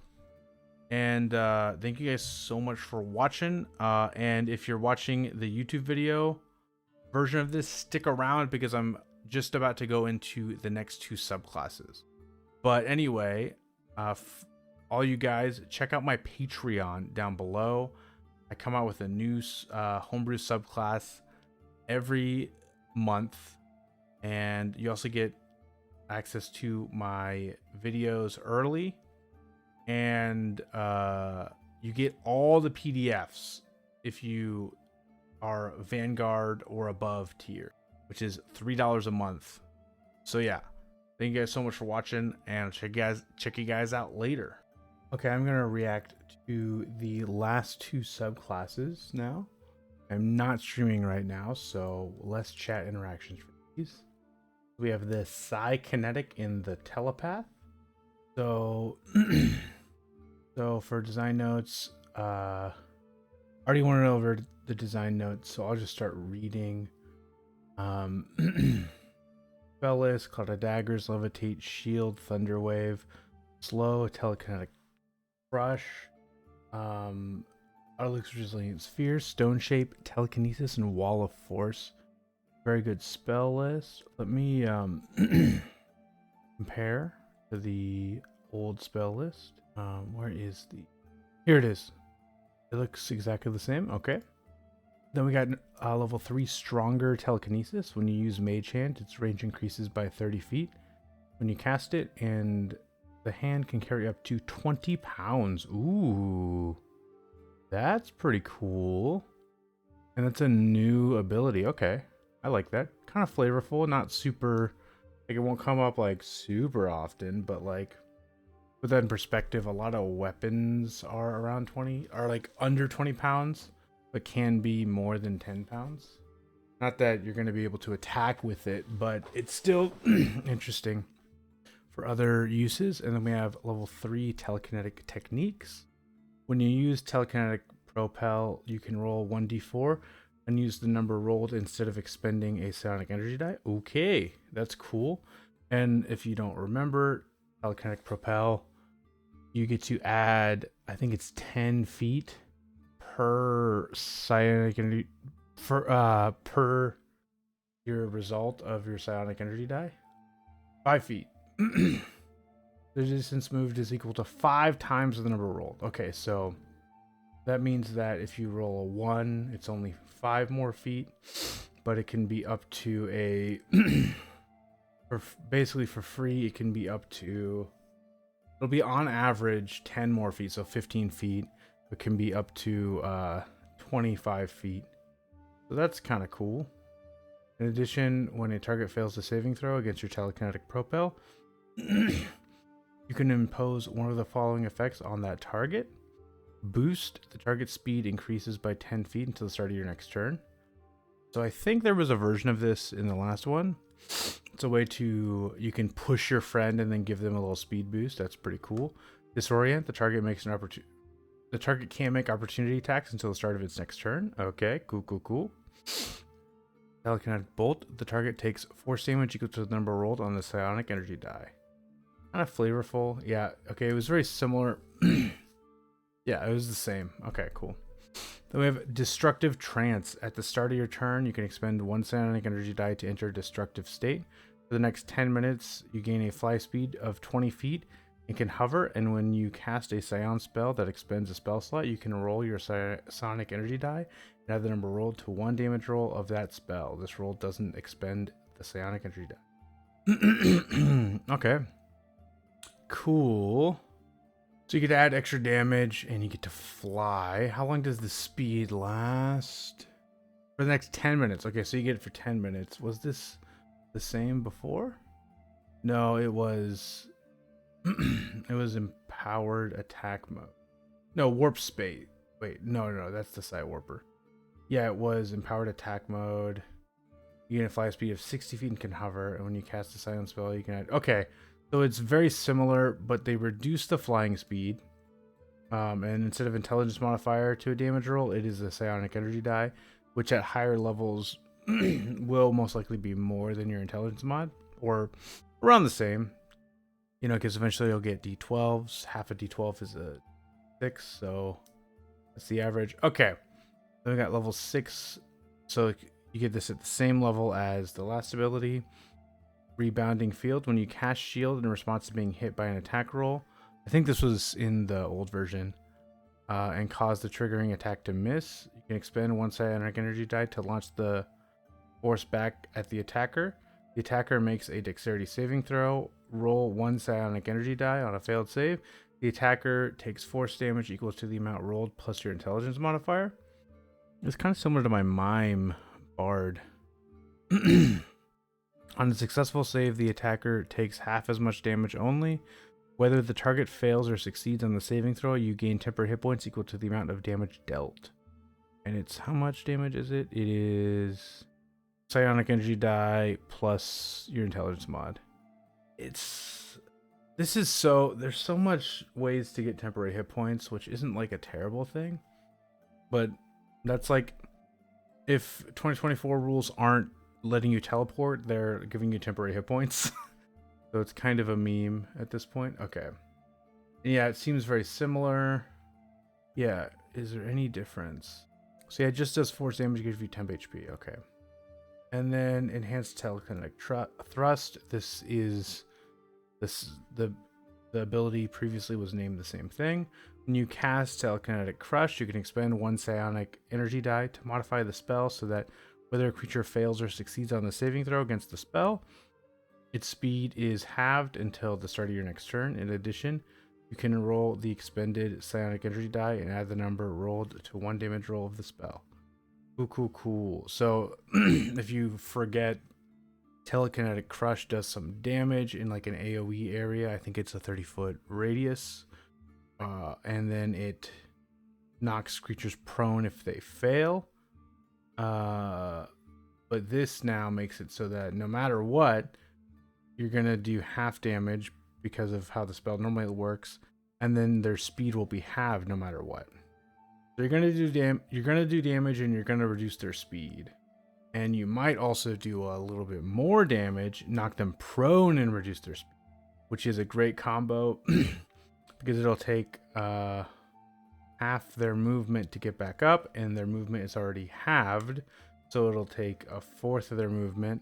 And so they'll only have 1/4 of their movement left, which is pretty sweet.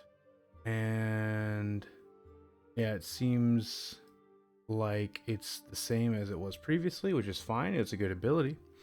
Then we have heightened telekinesis. You can cast telekinesis without expending a spell slot by instead expending 4 psionic energy dice.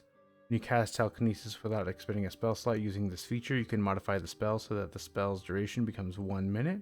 For that casting, you can target gargantuan creatures and objects, which is very fun. That's awesome, but is it worth 4 psionic energy dice? Let's see what the old version was.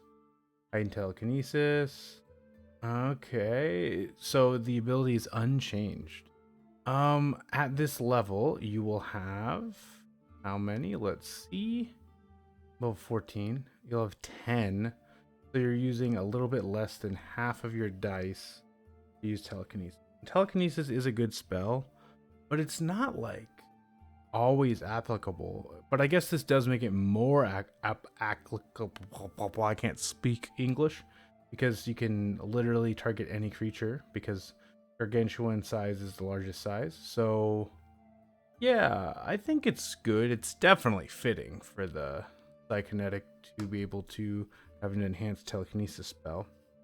But this is like spells as features the class for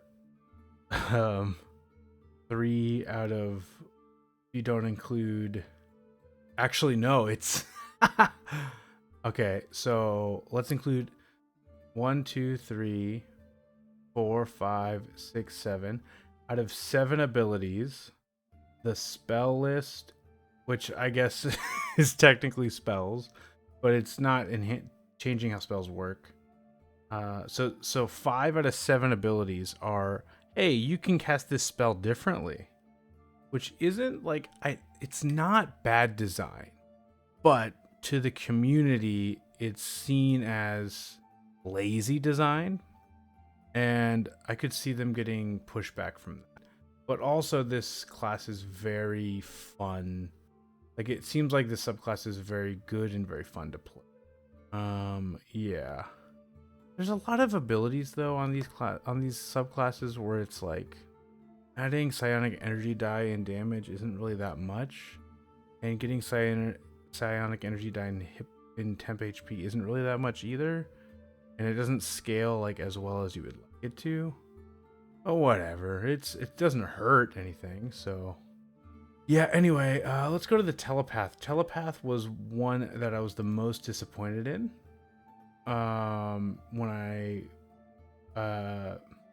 read the past UA, I kind of forget exactly why, but I remember it just being very bland. So let's go over it and see how the new updated one is. So we have Mind Infiltrator.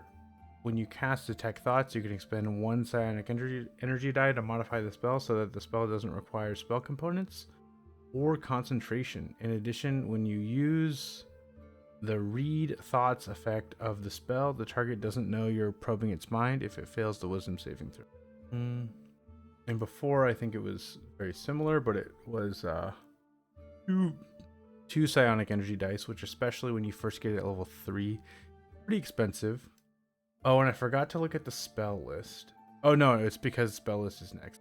We have Bane, Detect Thoughts, Command, Mind Spike, Counterspell, Slow, Compulsion, Confusion, Modify Memory, and Yolande's Regal Presence. I love that. Okay, so they changed the spell list decently. So all the 3rd level spells are the same. And when I'm saying the level of the spell, I mean the spell level you receive them at. Your 5th level spells are Counterspell. It used to be Counterspell and Speak with Plants. Now it's Counterspell and Slow. Okay. They have Compulsion and Confusion for 7. That's the same. But then instead of Awaken, which isn't a very good spell most of the time, they instead have Yolande's Regal Presence, which I think is a great pick. So good on them for that. So already better, but level 3, unless this telepathic distraction is really good, feels kind of meh. So let's see what level 3. Oh shit, sorry. Let's see what level 3 gives you. When a creature you can see within range of your telepathy hits with an attack roll, you can take a reaction to roll 1 psionic energy die and subtract the number rolled from the attack roll, potentially causing the attack to miss. The die is expended only if the target misses the attack. So 1 psionic energy die, and it is only expended if they actually. So you're probably going to be using this every turn, unless you're low on die. And then you do get. Oh. The thing though is now the base class has shield, but shield does require a spell slot. I just don't know if this is really. I think I would use this in cases where the AC, like my AC is 16 and they roll a 17 or an 18. I would feel more comfortable using this ability because I have a higher chance of not having to use a 1st level spell slot. And at this level, at level 3, we don't have that many spell slots in general. So definitely at the level you get it, it's pretty good. And it does scale decently, but there's going to be an awkward time, I feel like, where shield is gonna get in the way of wanting to use this ability. So yeah, before there was Telekinetic Hub, a Telepathic Hub, which I thought was weird and dumb. So I'm glad they got rid of that. Because now the base class has telepathy out to a range of 30 feet. So yeah, okay. Cool. Let's go to Bulwark Mind. This is replacing Empowered Defense Mode, which makes sense since they don't have defense mode anymore. At the start of your turn, you can expend 1 psionic energy die to strengthen your mind and enter a fortified state. Okay. And I guess this is no action required. Start your turn. For the next 10 minutes, you have resistance to psychic damage. And whenever you make an intelligence, wisdom, or charisma saving throw, you add a roll of your psionic energy die to the save. Rolling the psionic energy die does not expend it. You can't use this benefit if you have the incapacitation. Oh, that's really good. Okay, that is cool. And while your defensive mode is active, whenever you make a saving throw, you add 1d4 to the save. In addition, while your defense mode is active, you can extend this benefit to creatures. Yeah, okay, so this makes it so that you always can add your psionic energy die to any saving throw, and it doesn't require any reaction or any action. So you activate this at the start of your turn, no action required. It lasts for 10 minutes. It's only costs 1 die.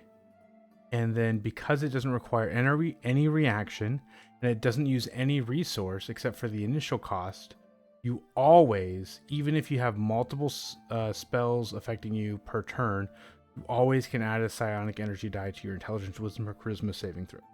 That's huge. That is huge. I like that. Okay. And it definitely plays into the subclass theme. Okay, so now we have level 6 Potent Thoughts. You have telepathy with a range of 60 feet. In addition, you add your intelligence modifier to the damage you deal with any Psion cantrip.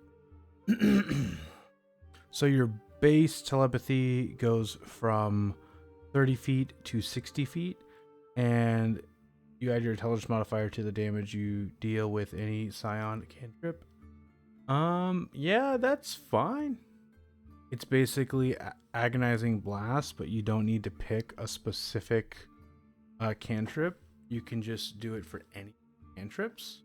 So yeah, and then you get the bigger range of telepathy, which technically makes it so that without using that one ability that extends your telepathy, sorry, I'm reading, my leg is falling asleep. Okay. Basically, this makes telepathic distraction better because you can use it on, you can always use it on ranged attacks that are even 60 feet away.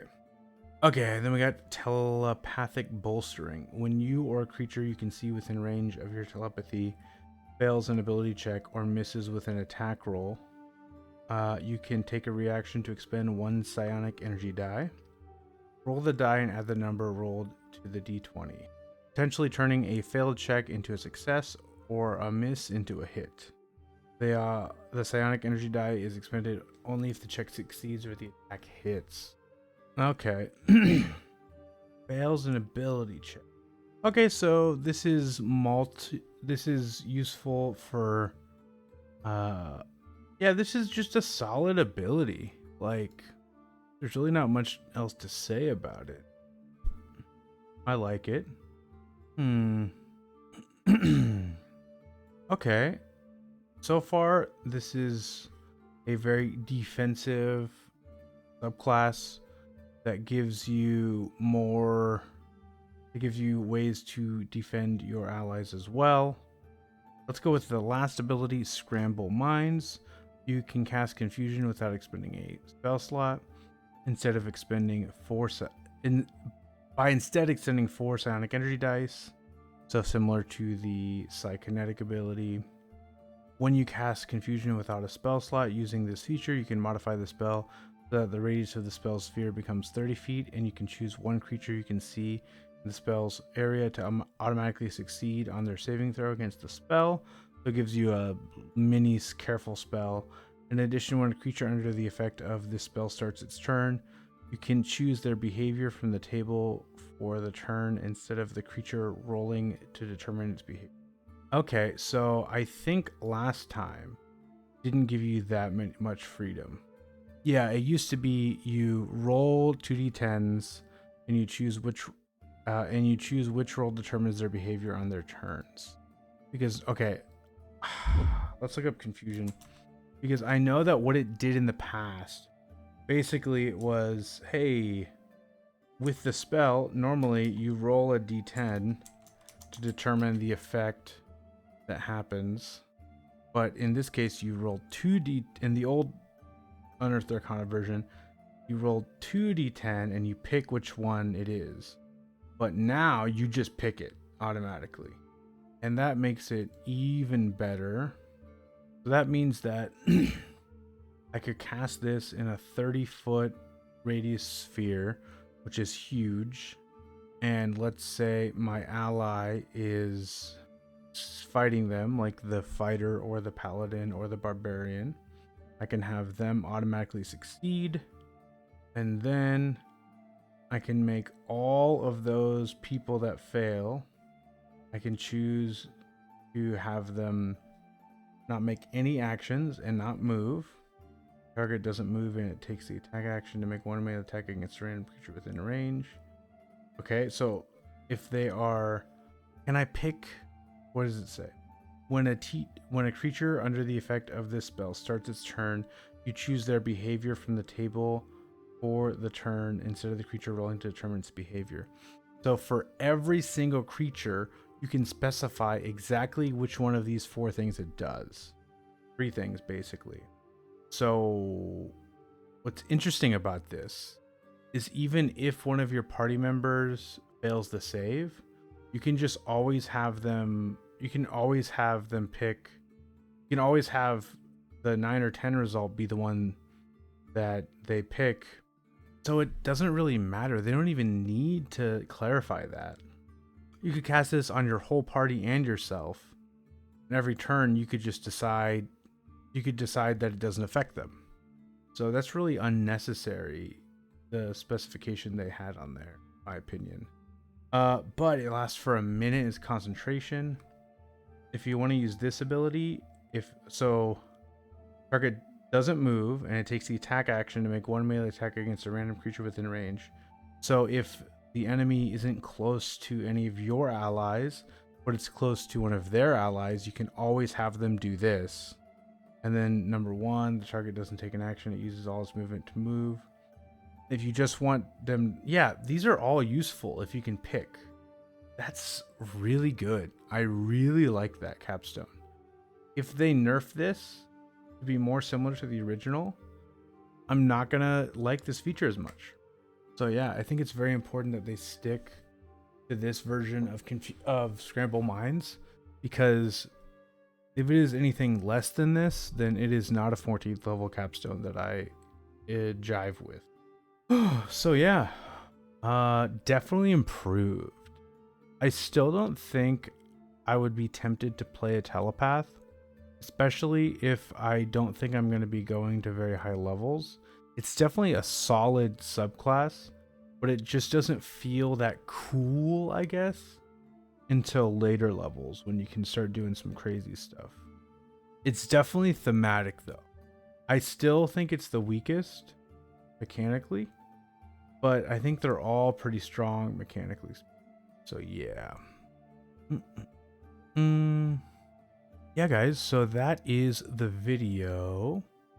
If you guys haven't checked out my Patreon, just go down in the description. I come out with a subclass every month, subclass PDF every month. This month, I'm going to be coming out with the Path of the Executioner Barbarian.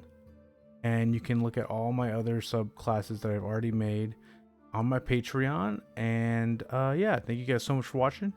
Have a great day. Peace.